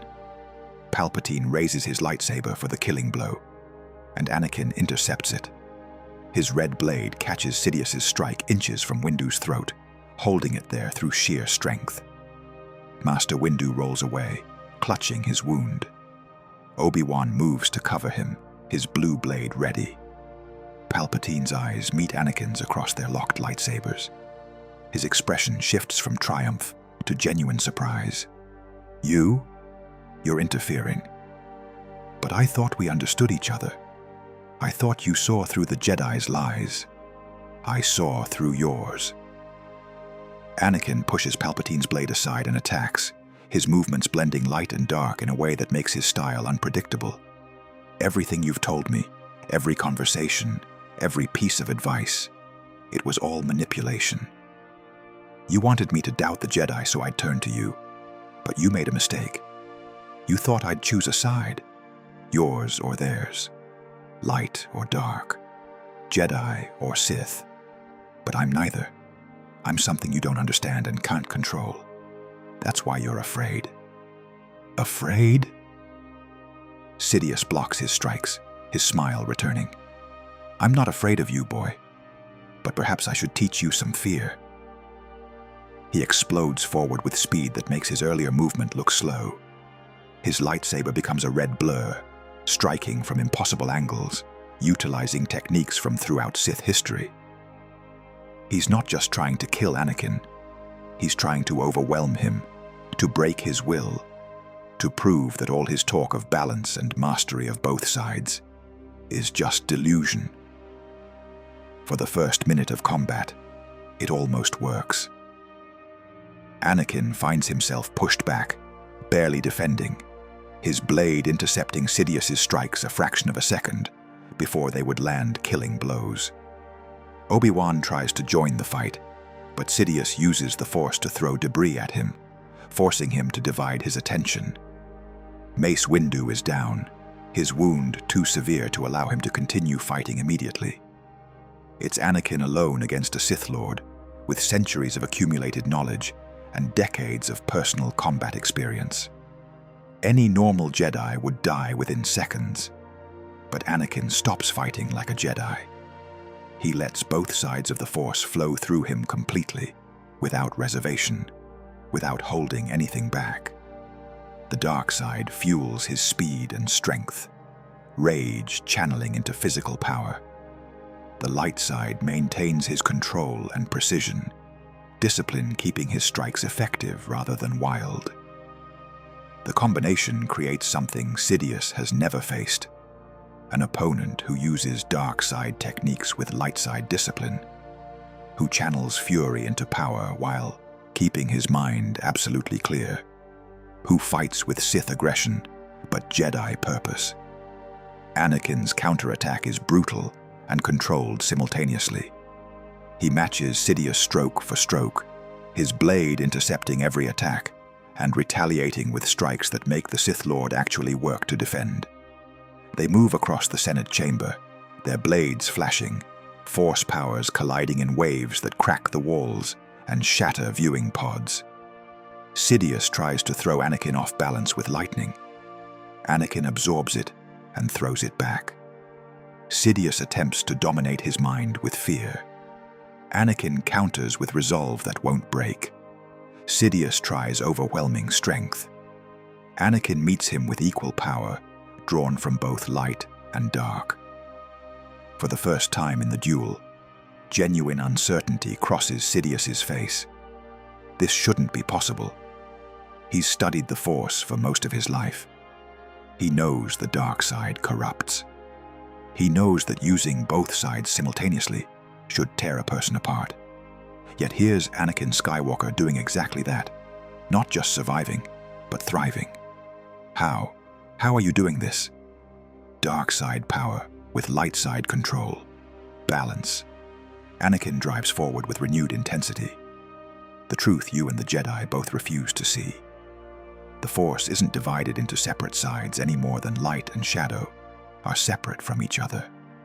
They're aspects of the same thing. And by rejecting half of existence, both Jedi and Sith have crippled themselves. You claim to be all-powerful, but you're actually weak, incomplete, unable to access the full spectrum of what the Force offers.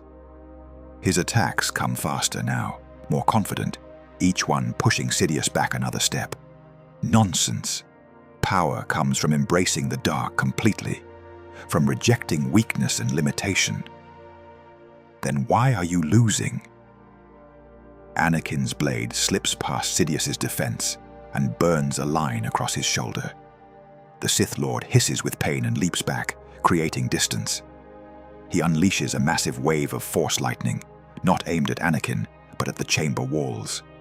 The electricity arcs across metal support structures, jumping from point to point, creating a web of energy that makes the entire chamber deadly. Any normal opponent would be trapped, unable to move without being electrocuted. Anakin extends his hands and does something impossible. He creates a barrier again, but this time not just to block attacks. He channels the lightning, redirects it, takes Sidious's own attack, and shapes it into a weapon. The electricity that should electrocute him instead flows around him, through him, and back toward its source, enhanced by Anakin's own power. The return attack is twice as strong as the original, carrying both Sidious's malevolence and Anakin's conviction. It hits the Sith Lord like a physical blow, throwing him backward across the chamber. He crashes through a senator's pod, the structure crumbling around him, smoke rising from his robes. For a moment, everything is still. Dust settles. Obi-Wan and Mace Windu watch in stunned silence. Then Sidious rises from the wreckage. His face is burnt, his robes scorched, his body shaking with exhaustion. But he's not finished. He draws on reserves of power Anakin didn't know existed, channeling dark side energy in a way that makes the air itself feel wrong. The Force screams in protest as Sidious pushes beyond normal limits, sacrificing his own life force to generate overwhelming power. This is the move of a desperate man who knows he's losing and is willing to burn everything to avoid defeat. The attack he unleashes isn't just lightning. It's pure dark side energy, corruption given form, the absolute antithesis of life. It pours from his hands in a wave of blackness that withers everything it touches. The chamber walls crack and crumble, metal rusts and breaks. Even the air seems to decay. It's an attack designed to kill not just the body but the spirit, to break connection with the Force itself. Anakin can't block this with a simple barrier, can't deflect it like lightning. This requires something more.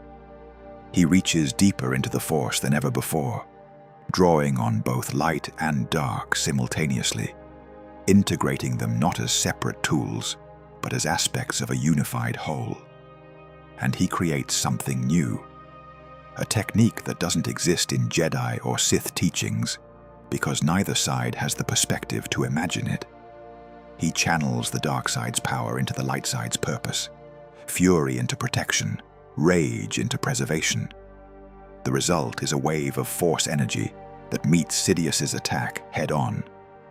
Not light or dark, but both, unified, whole.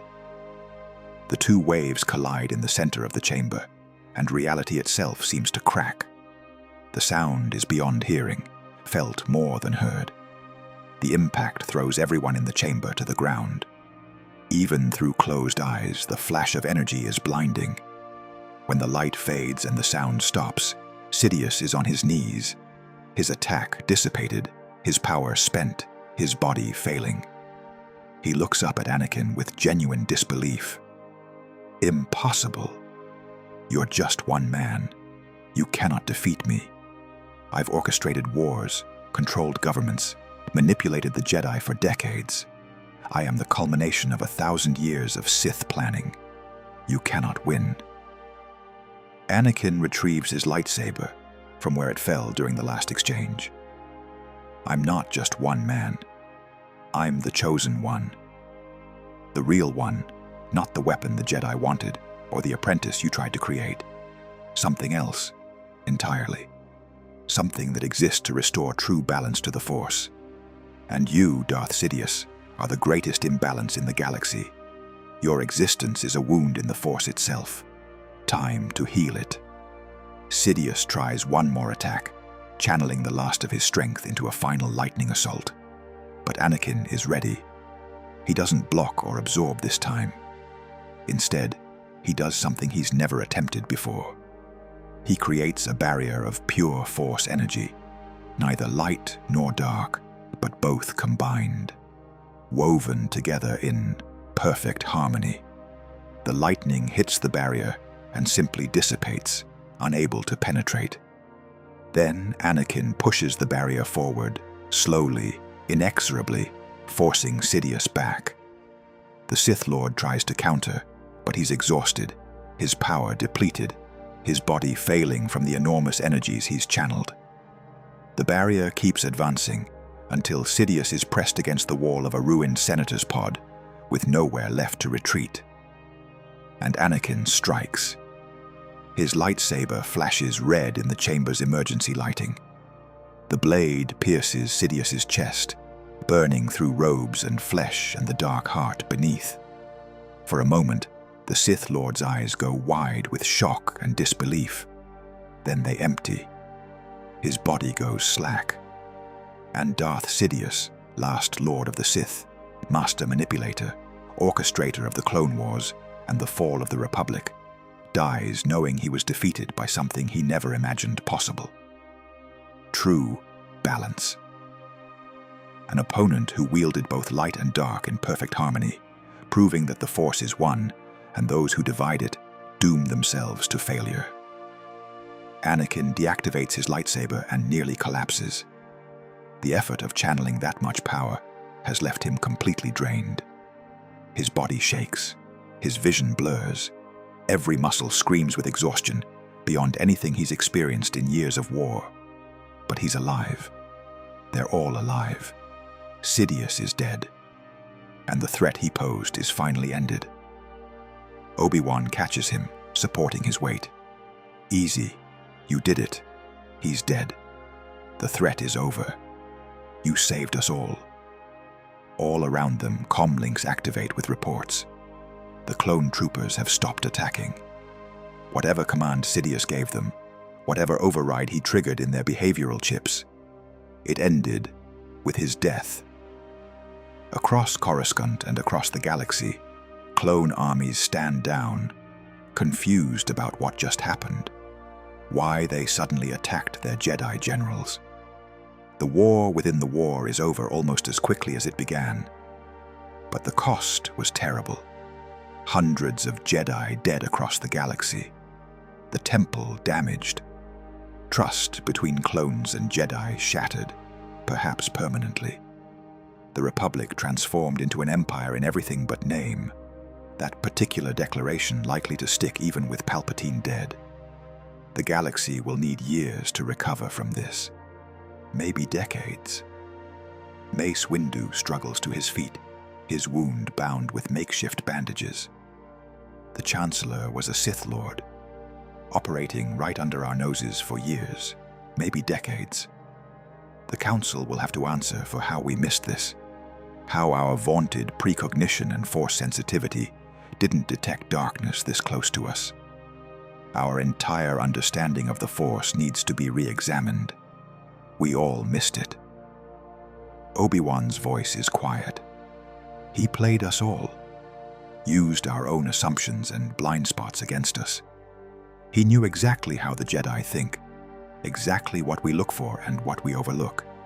He was patient, brilliant, evil beyond measure. And if not for Anakin walking a path none of us understood, a path we tried to forbid, Sidious would have won. That's the bitter truth we'll have to swallow. Mace Windu nods slowly, looking at Anakin with an expression that mixes respect with lingering doubt. You were right. The Council was wrong. About the prophecy, about you, about the path you walked. You saved us using methods we condemned, powers we called forbidden. You proved it's possible to wield darkness without being consumed by it. That should be impossible. Yet here we are, alive, because you did the impossible. The next hours are chaotic beyond measure. The Republic, or Empire, or whatever it's becoming, is in shambles.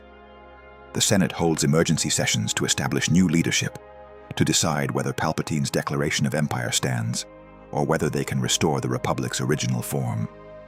Some senators argue for a return to democracy. Others claim that the problems that allowed Sidious to rise are inherent to democracy, and only a reformed system can prevent such corruption. The debates rage for hours, then days, no clear consensus emerging. The Jedi Council convenes in what's left of the temple to examine their failures and determine the Order's future direction. The meetings are painful. Master after master admits they missed signs that should have been obvious. They debate how Sidious hid his presence for so long. They discuss whether the Jedi's attachment to the Republic blinded them to threats within it. And inevitably, they discuss Anakin. What he did, the powers he used, the path he walked, the proof he provided that their understanding of the Force was incomplete. Divided, you were. Yoda's voice is heavy with sadness and wisdom accumulated over centuries, between what you knew and what you feared to know. Saw Sidious's darkness you could not, because looked for it in the wrong place. Expected a Sith Lord to be obviously evil, obviously different, but he was neither. Hid in plain sight because thought like Jedi he did not. And young Skywalker condemned him we did, for walking a path we could not understand. Saved us, that path did. Proved our teachings incomplete. Humbled, we must be. Mace Windu looks older than he did before the battle. I was harshest on you, Anakin. I called your methods falling. I said the dark side would corrupt you. I pushed the Council to forbid you from pursuing this path. And I was wrong. Everything I said was based on thousands of years of Jedi wisdom, on cautionary tales and historical precedent. But you proved that history doesn't have to repeat, that someone with discipline and understanding can wield both sides of the Force without losing themselves. I don't know how to process that. It breaks every framework I use to understand the galaxy. But I can't deny what I witnessed. Obi-Wan steps forward, his voice gentle but firm. Perhaps that's the lesson, that our frameworks were incomplete. The Jedi teach that the dark side corrupts absolutely. The Sith teach that power comes from embracing corruption completely. But what if both are wrong? What if the Force is more complex than either side understood? What if true mastery requires acknowledging all of it, both light and darkness, both calm and passion, both peace and power? Ki-Adi-Mundi speaks up, his voice thoughtful. The original prophecy spoke of balance. We interpreted that as destroying the Sith, eliminating darkness from the galaxy. But maybe balance means something different. Maybe it means holding light and dark in equilibrium, not fighting to eliminate one or the other, but learning to work with both. It's a dangerous idea, one that could lead Jedi astray if they don't have the discipline Anakin showed. But it's also clearly true, or we wouldn't all be alive right now. So where does that leave us? Anakin asks. Because I can't go back to being the Jedi you wanted me to be.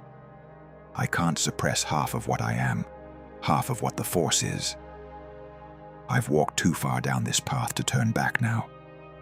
Even if I wanted to, and I don't, it would feel like cutting off my own arm. Perhaps you don't need to. Yoda opens his eyes, and there's acceptance in them alongside the sadness. Static, the Order has been, for too long. Following traditions without questioning whether serve us still, they do. Shown us a different path you have. Not one the Council can walk ourselves. Too old, too set in our ways we are. But perhaps others could learn from you. Perhaps time has come for a new interpretation of the Force, not to replace the Jedi, but to complement them. a path for those who do not fit our ways, but do not fall to darkness either. Obi-Wan nods slowly. I'll admit I didn't understand what you were doing, Anakin. I thought you were falling to darkness, repeating the mistakes of Jedi who came before. But I watched you fight, saw you use dark side powers to protect people, to save younglings, to defeat evil. You proved that intention matters as much as technique. That maybe the Force isn't as rigidly divided as we've always believed. Maybe it's our understanding that was divided, not the Force itself. The formal decision takes days of debate. The Council is divided, as it should be on something this significant. Some masters argue that Anakin should be expelled, that tolerating his methods sets a dangerous precedent. Others counter that his methods saved the Order when traditional Jedi techniques failed. Eventually, a compromise emerges. Expelled, you are not. Master Yoda delivers the verdict while the full Council watches. But remain in the Order as it exists, you cannot. Too different your path is. Too dangerous for most to walk. But worthy of respect, it has proven. A new path you must forge. For those who do not fit our ways, but do not fall to darkness either. Our blessing you have. Our support you will receive. Resources, training facilities, official recognition. But separate from us, you must be. Your own order you will build. Neither Jedi nor Sith, but something new. Something the galaxy has not seen in 10,000 years. Anakin feels a weight lift from his shoulders, mixed with profound sadness. After everything, he's free to pursue his true calling. But it means leaving behind the only family he's known. The temple where he's lived for years. The masters who trained him, even those who doubted. The structure that gave his life meaning, even when he chafed against its restrictions. Its liberation and loss combined. Thank you, Masters. I'll do my best to honor what you taught me, even as I forge something new. I'll try to live up to the ideals the Jedi represent, even if my methods are different. And I hope someday we can work together as allies, different but united in service of the Force and the galaxy. May the Force be with you, Anakin Skywalker. Yoda's voice carries genuine warmth, despite the sadness. Proud of you, I am. Wish Qui-Gon had lived to see this, I do. Understood you, he might have, better than we did. The formal separation happens within the week.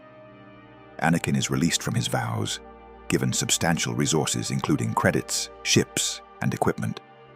He's granted official recognition as founding a new Force tradition, one that will operate independently from the Jedi, but with their blessing.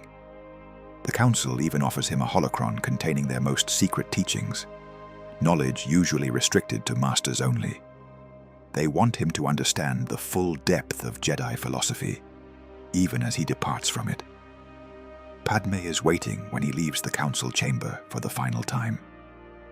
She's been his secret support through all of this, his anchor when the dark side threatened to pull him under.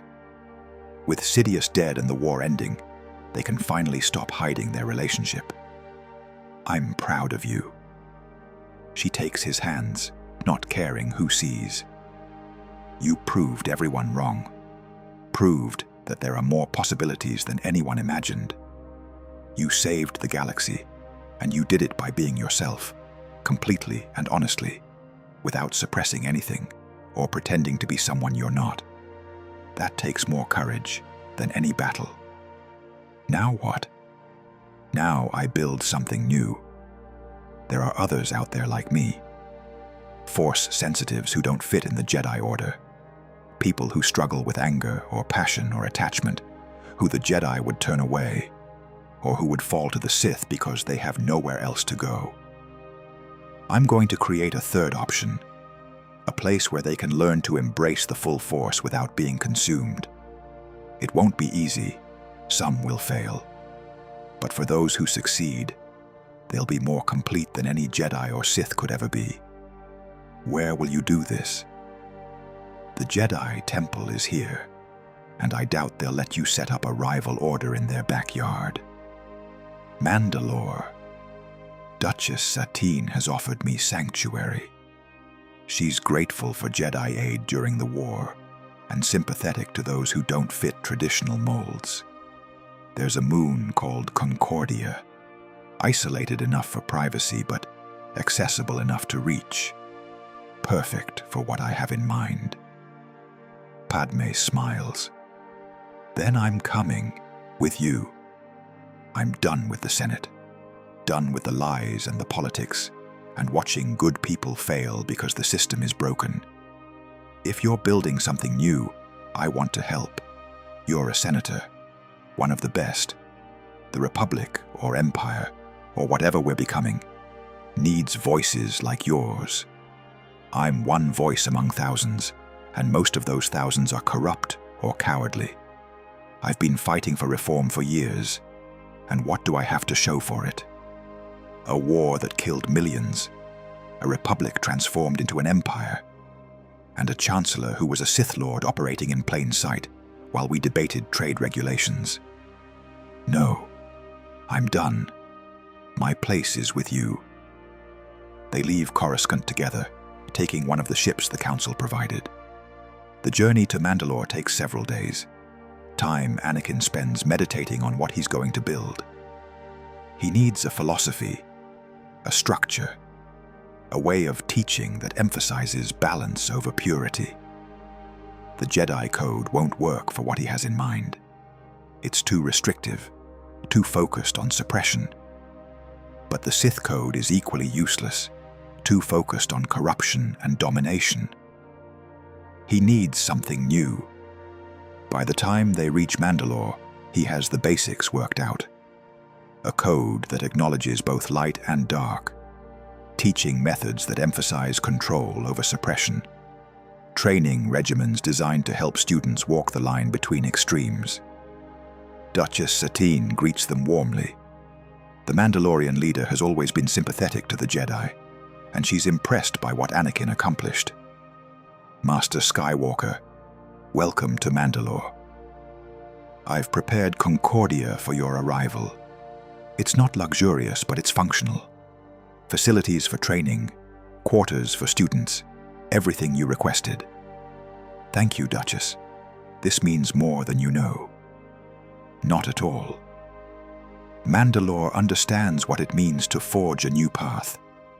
We broke from our warrior past to embrace pacifism. That wasn't easy, and many criticized us for it. But we believed it was right, just as you believe your path is right. I respect that conviction. She leads them to a shuttle that takes them to Concordia's surface. The moon is beautiful in a stark way. Rocky terrain, thin atmosphere, vegetation adapted to harsh conditions.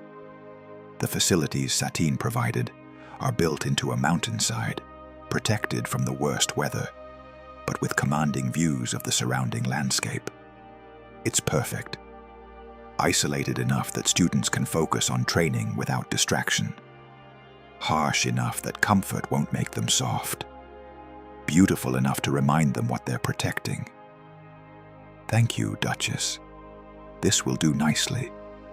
The first students arrive within weeks. Word spreads through the galactic underworld, through Force-sensitive communities, through networks of those who've been failed by both Jedi and Sith. A young human arrives first, a former Jedi expelled for inability to control his anger. His name is Kale, and he's bitter about his rejection. The Order said I was too emotional, too angry, that I'd fall to the dark side if they kept training me.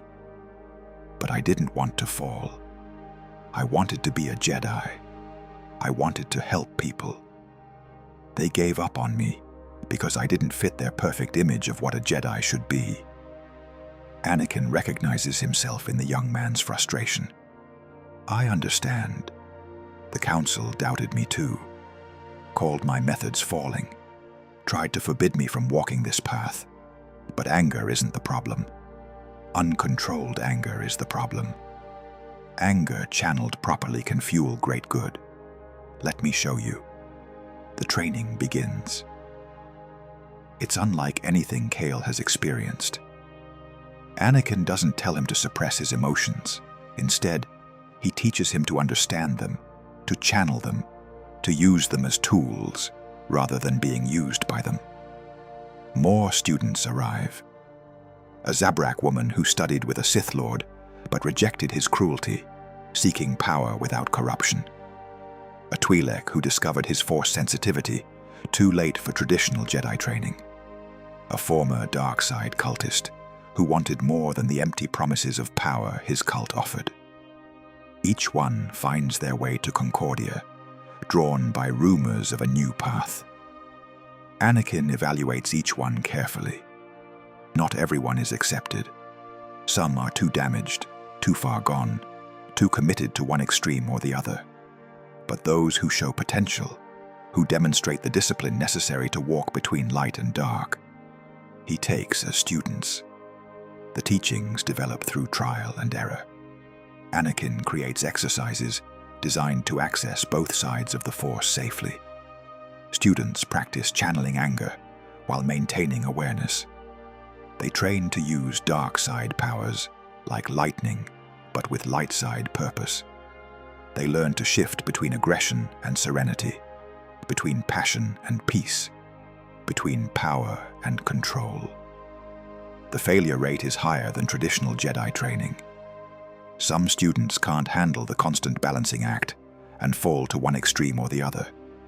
Those consumed by darkness are restrained and helped to recover if possible, expelled if necessary. Those who retreat entirely into light are counseled that suppression isn't the answer.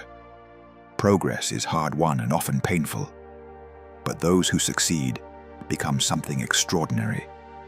Years pass.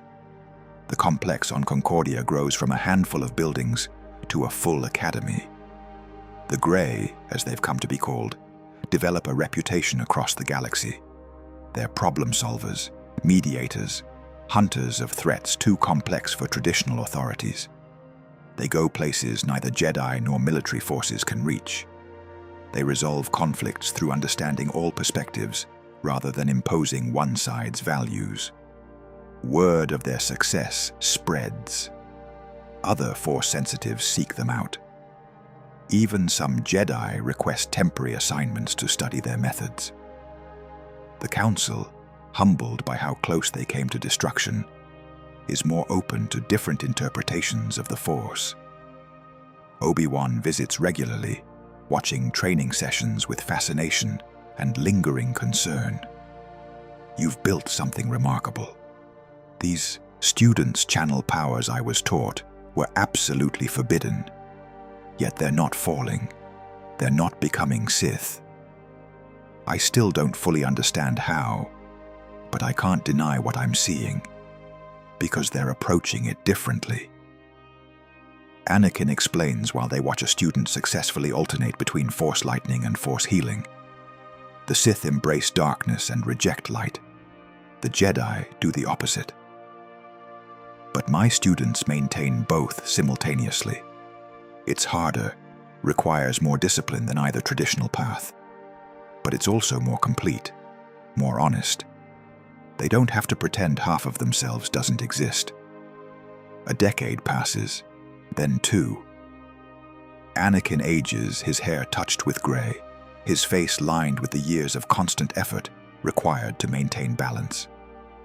But he's fulfilled in a way he never was as a Jedi Knight. He's found his true purpose, the reason the Force granted him such extraordinary power. Not to be a weapon for the Jedi or a slave for the Sith, but to create a third option, to prove that balance is possible. The Grey spread across the galaxy, always small in number, but influential beyond their size. They mediate disputes between governments. They hunt dark side cultists and crime syndicates.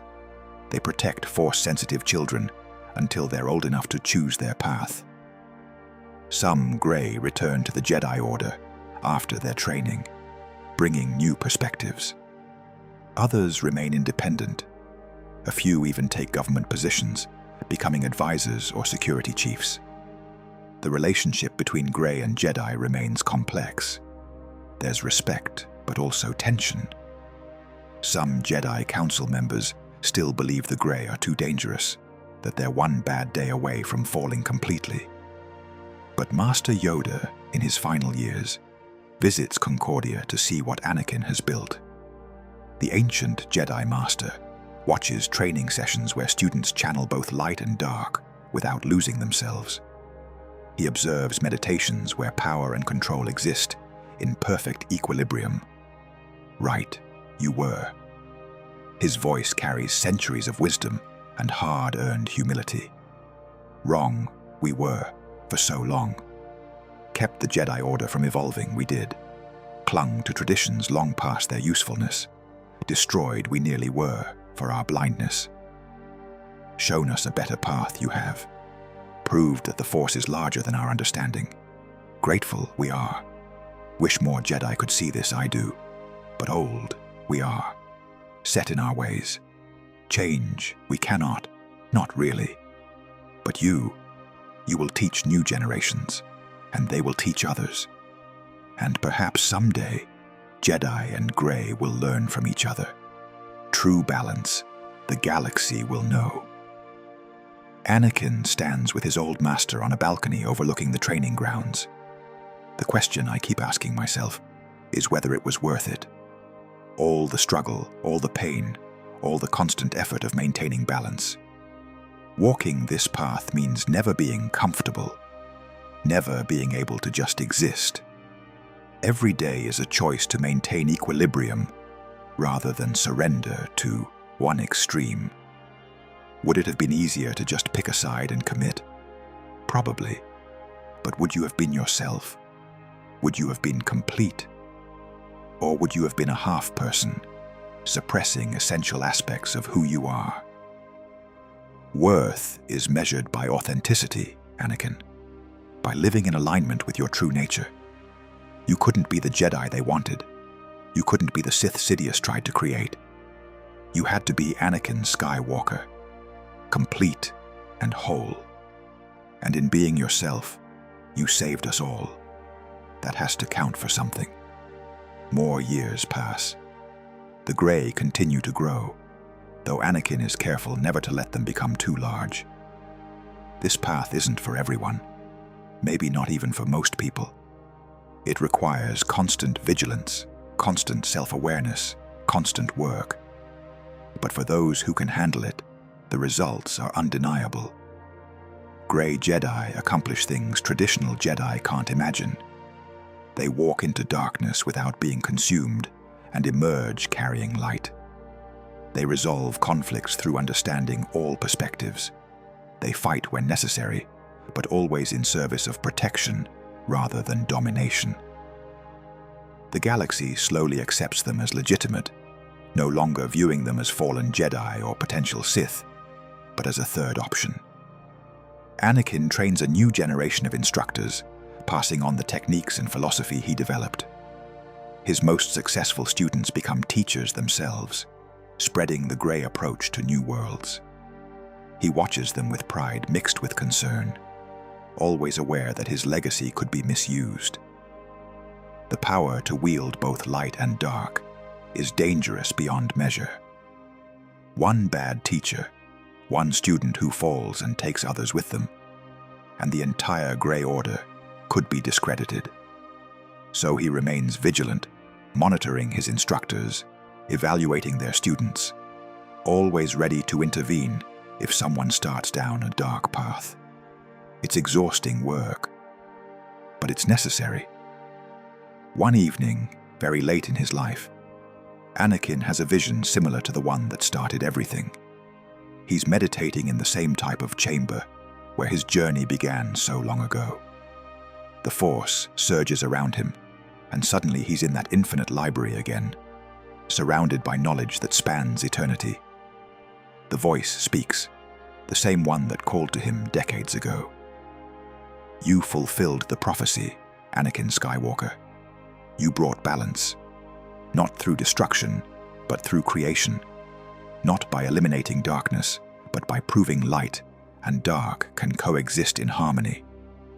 The galaxy is better for your choice, even though it was the hardest path possible, even though it cost you everything comfortable and safe.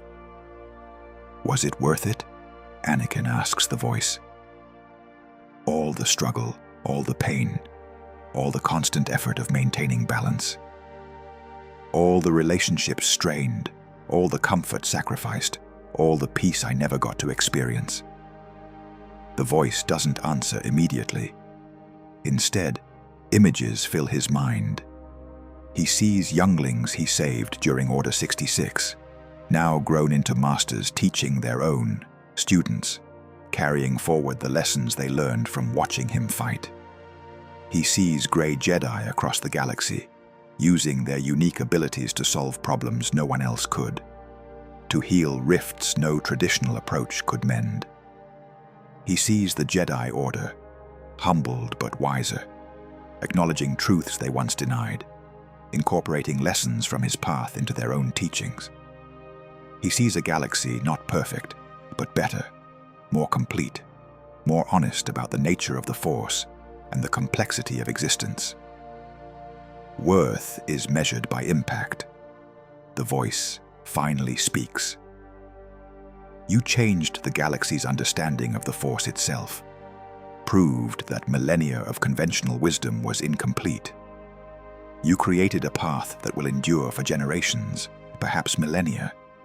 You saved the Jedi Order when it was on the brink of destruction. You defeated a Sith Lord who would have enslaved the galaxy.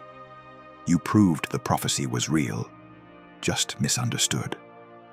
Whether that justifies the cost, only you can decide.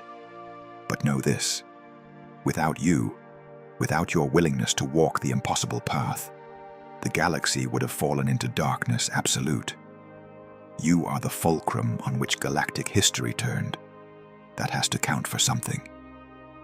Anakin smiles, tears running down his weathered face. It was worth it. Every moment of struggle, every day of walking the tightrope between light and dark, every student who succeeded and everyone who failed. It was worth it because I was myself. Completely, honestly, without suppressing or surrendering any part of who I am. That's what true balance means. Not eliminating darkness, but integrating it. Not suppressing emotions, but mastering them. Not denying half of reality, but embracing all of it and finding harmony within the chaos. The Jedi were right that the dark side is dangerous. The Sith were right that suppressing it is foolish. The truth is somewhere in between, in that narrow space where opposites meet and become one. The vision fades, and Anakin opens his eyes. He's in the meditation chamber of his complex, the same type of room where his journey began so long ago. But he's no longer that young man, confused and desperate for answers. He's the chosen one, fulfilled. He's walked the path the prophecy described and proved it was possible. His legacy will endure long after his death. Students will continue his work. Teachers will spread his philosophy. And slowly, gradually, the galaxy will come to understand that the Force is one, that light and dark are aspects of the same power, that true mastery requires acknowledging all of it. When death comes for him, as it comes for everyone eventually, he'll face it without fear or regret. He did exactly what the Force intended. He created balance in a galaxy that had forgotten what the word truly meant. And that, in the end, is worth everything. That's our theory. The Star Wars universe is a galaxy filled with exciting stories and possibilities, and we love exploring them. If you want to accompany us on this journey to a galaxy far, far away, then please like, share, and subscribe to our channel. dark side rage fuels his speed as he charges into the clone troopers. But instead of losing himself to it, he maintains perfect control through light side discipline. His lightsaber becomes a blur of red light, striking faster than the troopers can track. But he doesn't kill indiscriminately. Instead, he disables, disarms, incapacitates. A strike to a blaster, ruining the weapon. A carefully placed blow to armor, shorting out systems without killing the trooper inside. A force push that throws them backwards without crushing organs. He saves a Jedi Master who was about to be shot in the back, deflecting the blast, and then force pulling the trooper's weapon away. Another Jedi, surrounded by clones, gets unexpected aid when Anakin unleashes Force lightning across the group, frying their weapons and armor, but channeled carefully enough to stun rather than kill. The contradictions of his fighting style are on full display. Dark side powers used for light side purposes. Rage channeled through compassion. Violence tempered by mercy. He tears through enemy positions with Sith-like fury, but shows Jedi-like restraint. The clones don't know how to deal with him. His attacks are too aggressive for standard Jedi defense patterns, but he's not trying to maximize casualties like a Sith would. Confusion spreads through their ranks, slowing their assault. Obi-Wan fights beside him, his blue blade contrasting with Anakin's red, and finds himself marveling at what he's seeing. This is what Anakin has been training for. Not to fall to darkness, but to wield it alongside the light. And Force help him, it's working. They fight their way deeper into the temple, toward the training halls where the younglings and Padawans are trapped. The clones have established positions at every corridor, turning the temple into a war zone. But Anakin and Obi-Wan advance inexorably, their combined abilities overwhelming whatever resistance they encounter. Other Jedi join them, forming a rescue force that pushes toward the younglings. Mace Windu takes command, his purple blade flashing in the chaos. We need to hold the main hall. That's the only evacuation point large enough for our ships. Anakin, Obi-Wan, get the younglings out. The rest of us will buy you time. They split up, Windu leading a group to establish a defensive position, while Anakin and Obi-Wan race toward the training halls. The corridors here are narrower, easier to defend, which has slowed the clone advance. But the troopers are persistent, using explosives and heavy weapons to breach Jedi defenses. Anakin arrives at the training hall to find a desperate scene. A dozen younglings huddle in the center, while 3 Padawans try to defend them. Clone troopers assault from 2 directions, their fire relentless. One of the Padawans is already down, bleeding from multiple wounds. The other 2 won't last much longer. Anakin doesn't announce himself. He simply appears in the middle of the clone formation, like a ghost materializing from shadows. His lightsaber ignites and begins its work. But even as he fights, he's thinking tactically. These are clone troopers, men he's led into battle, friends who saved his life, and whose lives he saved in turn. Whatever is compelling them to attack, it's not their choice. Killing them would be easy, but it would also be wrong. So he channels the dark side to enhance his speed and strength, using it to disarm and disable rather than kill. A Force push throws half a squad backwards, with enough force to crack armor and stun them unconscious. Lightning arcs from his fingers, carefully controlled, frying weapons and shorting out helmet systems without killing the men inside. Within 30 seconds, the assault breaks. The clones fall back, regrouping, unsure how to counter this new threat. Obi-Wan reaches the younglings and begins ushering them toward the evacuation route. Anakin, we need to move. More troops are coming. Anakin provides cover as they retreat, his lightsaber deflecting blaster bolts back toward their sources. But he's careful with his aim, hitting walls and floors near the clones rather than the troopers themselves. His goal is suppression, not casualties. They make it to the main hall where Windu and the other Jedi have established a defensive perimeter. Ships are landing on the temple's exterior platforms, ready to evacuate survivors. But the clone forces are massing for a final push, bringing up heavy weapons. This is going to be close. The assault comes from 3 directions simultaneously, a coordinated attack designed to overwhelm the Jedi defenses. Blaster fire fills the hall, so dense it seems solid. Jedi fall despite their best efforts, unable to block everything. The younglings scream as explosions rock the chamber. Mace Windu fights like a demon, his Varpad form allowing him to channel his aggression into devastating effect. But even he can't be everywhere at once. The perimeter begins to collapse. And then Anakin makes a choice. He stops holding back, stops trying to hide his abilities or appease the Council's sensibilities. He channels light and dark simultaneously, without reservation, letting both flow through him in perfect balance. The result is power beyond anything the assembled Jedi have seen. He leaps into the center of the clone assault, his lightsaber moving faster than should be possible. Dark side rage makes him nearly impossible to hit. Light side precognition shows him exactly where every blast will be before it's fired. He deflects dozens of bolts simultaneously, sending them back toward their sources, but always aimed to disable rather than kill. Then he extends both hands and unleashes a wave of pure force energy. It's neither purely light nor purely dark, but something in between, a manifestation of true balance.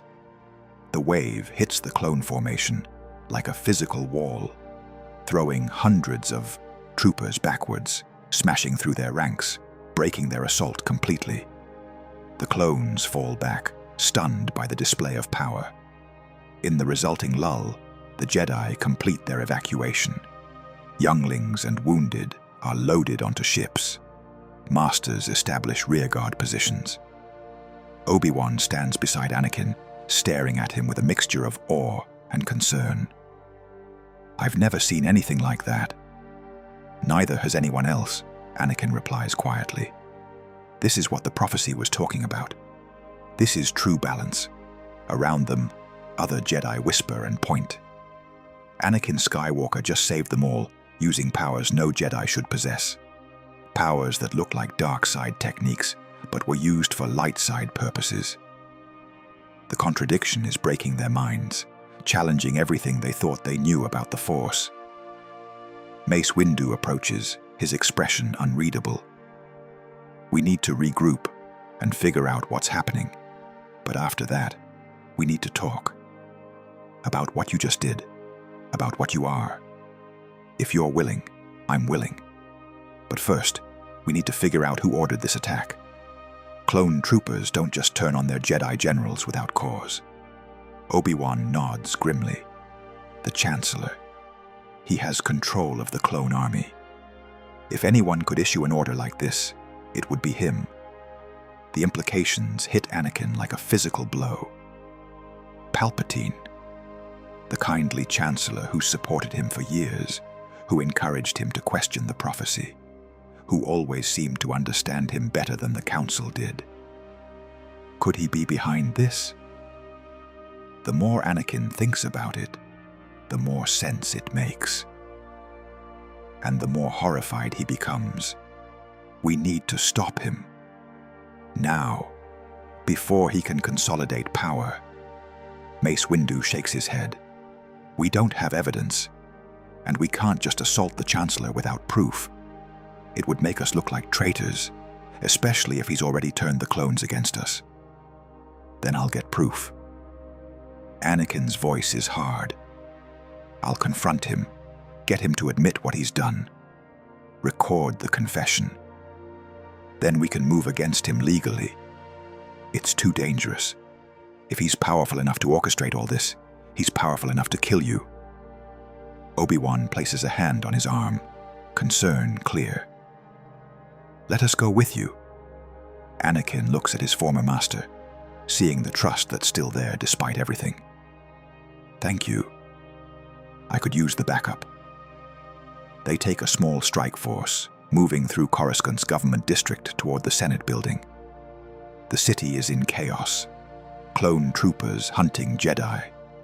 Civilians caught in the crossfire. Fires burning in sectors where fighting has been heaviest. It's like the Republic is tearing itself apart.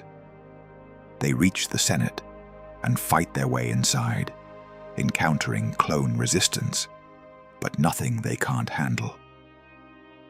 Anakin leads them toward the Chancellor's office, his instincts guiding him. Palpatine will be there, he's sure of it, probably already consolidating power, preparing to declare himself Emperor. They burst through the doors to find exactly what Anakin feared. Palpatine stands before the window, but his posture is different. Gone is the grandfatherly warmth, replaced by coiled menace. His presence in the Force has changed too, no longer hidden, but radiating dark power. Several bodies lie on the floor, senators who apparently tried to oppose him. He turns when they enter, and for the first time Anakin sees him clearly. Darth Sidious, Sith Lord, Master Manipulator, the man behind every terrible thing that's happened in the last decade. "I was wondering when you'd arrive, my young friend. Or should I say, my would-be apprentice." Anakin ignites his lightsaber, his voice cold. "I'm nobody's apprentice. And I'm going to stop you." Sidious laughs, the sound devoid of warmth. "Stop me? You? You've played exactly into my hands, Anakin Skywalker. Every choice you made, every step you took toward understanding the dark side, I orchestrated it all. That vision in the meditation chamber? I sent it. The ancient texts in the archives. I made sure you found them. Everything was designed to turn you away from the Jedi and toward me." Anakin's blood runs cold. If that's true, then Sidious has been manipulating him for months, maybe years. But something doesn't add up. If you controlled everything, then you failed. Because I'm here to stop you, not join you. Sidious's smile doesn't waver. Am I sure about that? Because from where I'm standing, you've already embraced the dark side. You use Force lightning. You channel rage in combat. You've violated every principle the Jedi hold sacred. You're more Sith than Jedi already. The only question is whether you're ready to admit it. Anakin raises his lightsaber. I'm neither Jedi nor Sith. I'm something else entirely. Something you don't understand and can't control. That's why you're afraid. Afraid? Sidious's expression darkens. I'm not afraid of you, boy. But perhaps I should teach you some fear. He moves faster than should be possible, crossing the room in a blur. His lightsaber ignites mid-leap, red blade screaming through the air toward Anakin's throat. Only Anakin's precognition, enhanced by both light and dark, allows him to block in time. Their blades meet with a crack like thunder, sending out a shockwave that shatters the office windows. The duel explodes across the room. Sidious attacks with the ferocity of a Sith Lord at his absolute peak. Decades of combat experience channeled into every strike. His fighting style is a nightmare to defend against, switching between forms with no pattern, utilizing techniques from throughout Sith history. He's not just trying to kill Anakin, he's trying to dazzle and overwhelm him. For the first minute, it works. Anakin finds himself pushed back, barely defending, his blade intercepting Sidious's strikes a fraction of a second before they would land killing blows. But then he stops trying to fight like a Jedi. He lets both sides of the Force flow through him completely. Dark side rage enhances his speed and strength. Light side serenity maintains his control and precision. He channels fury into power while keeping his mind absolutely clear. The combination creates something Sidious has never faced before. An opponent who uses dark side techniques with light side discipline. Anakin's counterattack is brutal and controlled simultaneously. He matches Sidious stroke for stroke, neither gaining advantage. They move across the office, destroying furniture, carving through walls, their blades flashing so fast they blur. Then Anakin does something unexpected. He extends his hand and unleashes Force lightning. But it's different from normal Sith lightning. There's no rage behind it, no desire to inflict pain. It's pure, focused energy, channeled with Jedi precision. The electricity arcs toward Sidious, who blocks it with his own lightning. The two forces meet in midair, creating an explosion that throws both combatants backwards. Sidious hits the wall hard, shock clear on his face. How? How are you doing this? Dark side power with light side control. Balance. Anakin advances, his lightsaber ready. Something you'll never understand because you rejected half the Force. You claim to be all-powerful, but you're actually crippled, unable to access the full spectrum of what the Force offers. Sidious snarls and unleashes his full power. Lightning erupts from his fingers in waves, not aimed at Anakin, but at Obi-Wan and the other Jedi who've been watching the duel. They try to block, but the assault is overwhelming. Anakin makes a split-second choice. He drops his lightsaber and extends both hands, catching the lightning. But instead of just blocking it, he absorbs it, channels it, uses the dark side technique of Force drain, combined with light side energy manipulation, to take Sidious's attack and make it his own. The lightning stops reaching the other Jedi and flows entirely into Anakin. For a moment he glows with power, electricity crackling across his body. It hurts beyond description, like every nerve is being ripped apart. But he doesn't let it destroy him. He channels it, controls it, and when he's absorbed all he can handle, he releases it back at Sidious. The return attack is twice as powerful as the original, carrying both Sidious's malevolence and Anakin's conviction.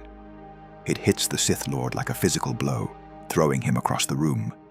Sidious crashes through a desk, smoke rising from his robes. He tries to stand but staggers, weakened for the first time. Impossible. You're just one man. You cannot defeat me. I've orchestrated wars, controlled governments, manipulated the Jedi for decades. I am the culmination of 1,000 years of Sith planning. You cannot win. Anakin retrieves his lightsaber, advancing steadily. I'm not just one man. I'm the chosen one. The real one, not the weapon the Jedi wanted, or the apprentice you tried to create. Something else entirely. Something that exists to restore true balance. And you, Darth Sidious, are the greatest imbalance in the galaxy. Sidious tries one more attack, channeling the last of his strength into a final lightning assault. But Anakin is ready. He doesn't block or absorb this time. Instead, he does something he's never attempted before. He creates a barrier of pure Force energy, neither light nor dark, but both combined. The lightning hits the barrier and dissipates harmlessly, unable to penetrate. Then Anakin pushes the barrier forward, slowly, inexorably, forcing Sidious back. The Sith Lord tries to counter, but he's exhausted, his power depleted.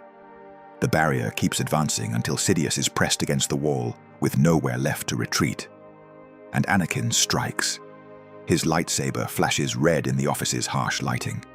The blade pierces Sidious's chest, burning through robes and flesh and the dark heart beneath. The Sith Lord's eyes go wide with shock, then empty. He slides down the wall, leaving a trail of blood. And Darth Sidious, last Lord of the Sith, dies knowing he was defeated by something he never imagined possible. true balance. Anakin deactivates his lightsaber and nearly collapses. The effort of channeling that much power has left him shaking, his body and mind exhausted beyond anything he's experienced.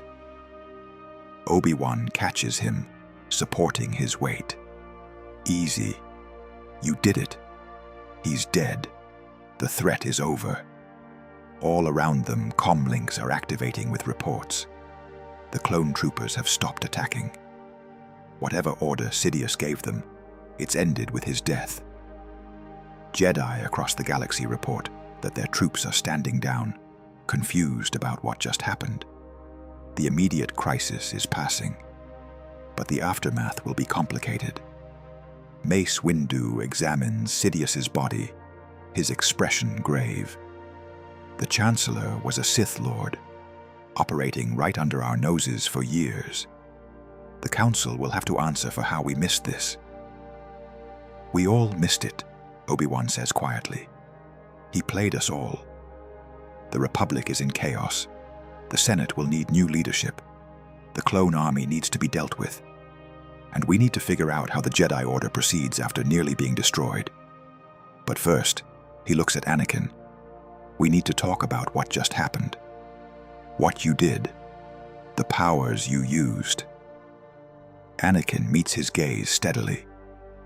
I used both the light and the dark side. In perfect balance. Just as the prophecy foretold, when interpreted correctly. I proved it's possible to wield both without being corrupted. I proved the Chosen One was meant to be something the Jedi never imagined. Mace Windu steps forward, and his expression is complex, mixing respect with lingering doubt.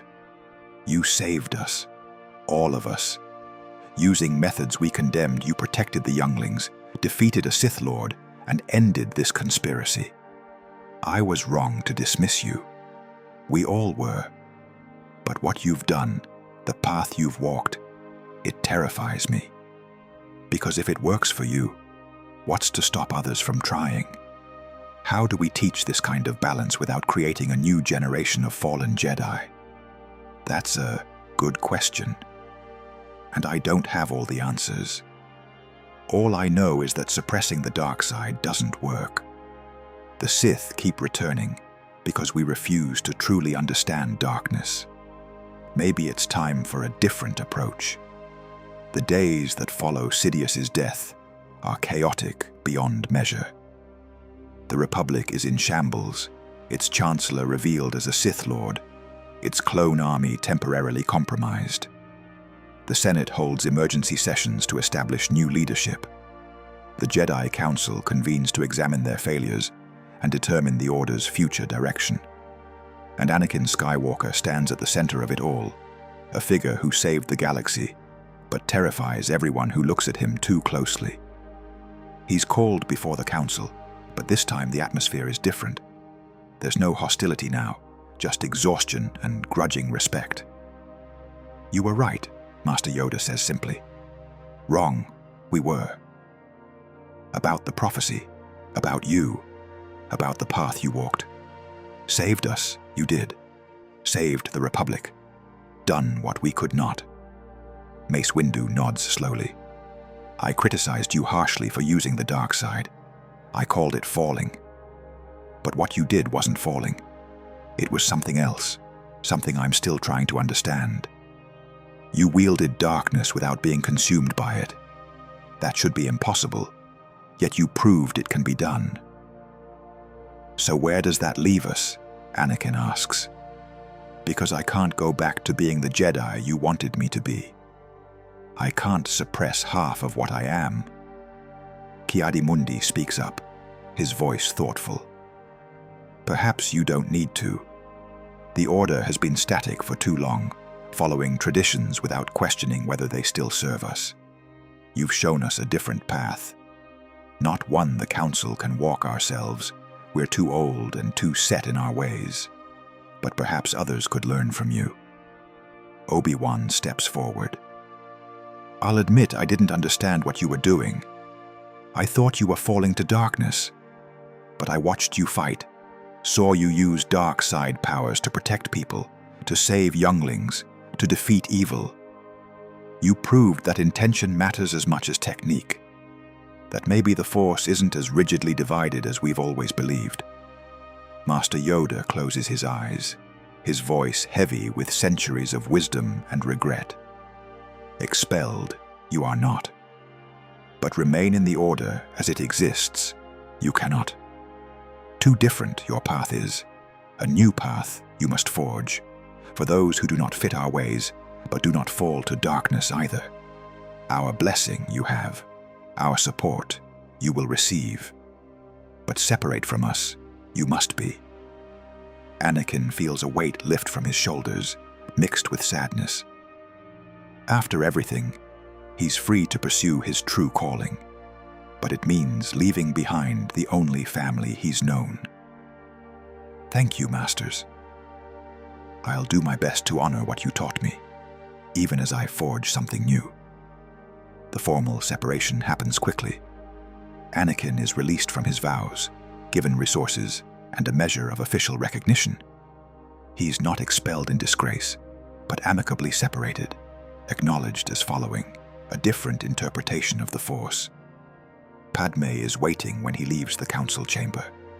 She's been his secret support through all of this, his anchor when the dark side threatened to pull him under. With the war ending and Sidious dead, they can finally stop hiding their relationship. "I'm proud of you," she says simply. "You proved everyone wrong. Proved that there are more possibilities than anyone imagined. Now what? Now I build something new. There are others out there who don't fit in the Jedi Order. Force sensitives who struggle with anger or passion or attachment. People the Jedi would turn away, or who would fall to the Sith because they have nowhere else to go. I'm going to create a third option. Mandalore offers him a base of operations. Duchess Satine, grateful for his service during the war, provides a moon called Concordia, where he can establish his school. It's isolated enough to maintain privacy, but accessible enough to reach for those who need it. Anakin calls them the Grey, not because they're morally ambiguous, but because they embrace the full spectrum of the Force, rather than just one extreme. The first students come slowly. A young Jedi who was expelled for inability to control his anger. A former Sith acolyte who wanted more than cruelty and domination. A Force-sensitive discovered too old for traditional training. Each one finds their way to Concordia, drawn by rumors of a new path. Anakin teaches them the hardest lessons he ever learned. That power doesn't corrupt unless you let it. That the dark side is a tool, not a master, if you maintain light side discipline.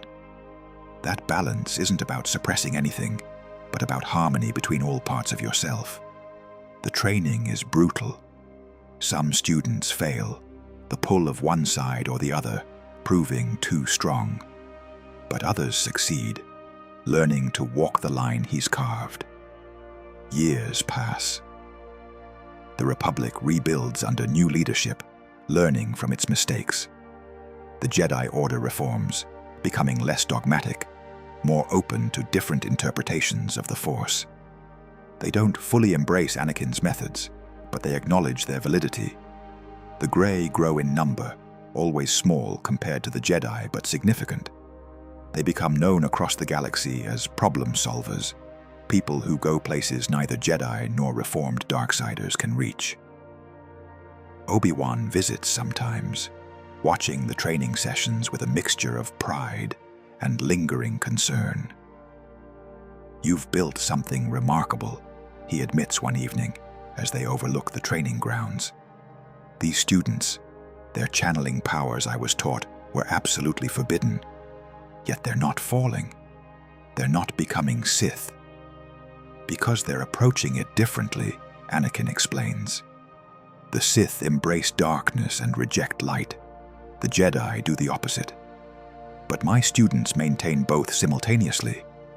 It's harder, requires more discipline than either traditional path. But it's also more complete." Obi-Wan nods slowly. "I still don't fully," understand it. My training runs too deep, but I can't deny the results. You've created Jedi who are more effective than I ever was, using techniques that should corrupt them, but somehow don't. I'm proud of you, Anakin, even if the path you chose terrified me. Still terrifies me, if I'm honest. It should terrify everyone. The power to use both light and dark is dangerous beyond measure. That's why I'm so careful about who I train. It's not for everyone, maybe not even for most people. But for those who can handle it, it offers possibilities the galaxy hasn't seen in millennia. A decade passes, then two. Anakin ages, his hair touched with gray, his face lined with the years of walking his impossible path. But he's fulfilled in a way he never was as a Jedi Knight. He's found his true purpose, the reason the Force granted him such extraordinary power. Not to be a weapon for the Jedi or a slave for the Sith, but to create a third option, to prove that balance is possible. The gray spread across the galaxy, always small in number but influential. They mediate conflicts too complex for traditional Jedi. They hunt threats too dangerous for ordinary security forces. They walk into darkness without being consumed and emerge carrying light. Yoda visits near the end of his life, ancient beyond measure, but wanting to see what Anakin has built. He watches a training session where students alternate between light and dark side techniques, channeling both without losing themselves. Right, you were, Yoda admits. Wrong, we were, for so long. Kept the Jedi Order from evolving, we did. Clung to traditions long past their usefulness. Destroyed we nearly were, for our blindness. Shown us a better path you have. Proved that the Force is larger than our understanding. Grateful we are. Larger and more complex. Anakin watches his students, seeing the future of what he's created. The Jedi were right, that the dark side is dangerous. The Sith were right that suppressing it is foolish. The truth is somewhere in between, in that narrow space where opposites meet. That night, Anakin stands alone on a balcony overlooking the training complex. Padme joins him, her presence a comfort after all these years. She's seen him at his worst and his best, loved him through both. Do you ever regret it? Looking back on everything, the path you chose? He considers the question, really considers it. The cost was high. I lost my place in the Jedi Order. I had to walk away from people I loved. I live with the constant strain of maintaining balance, feeling darkness pull at me every day while fighting to stay in the light. It would have been easier to just pick a side, and if I'd done that, I'd be either suppressed and hollow or corrupted and monstrous. This way, this constant struggle, it's harder. But it's also real. It's honest. I'm not pretending half of myself doesn't exist. And you gave others the same option. Force sensitives who would have fallen or been rejected now have a place. That matters, it does. But the work never ends. Every day is a choice to maintain balance rather than surrender to one extreme. Every student I train might fail and fall. The path I've created is narrow and treacherous. Most people probably can't walk it, but for those who can, it offers something unprecedented. True mastery of the entire Force, not just half of it.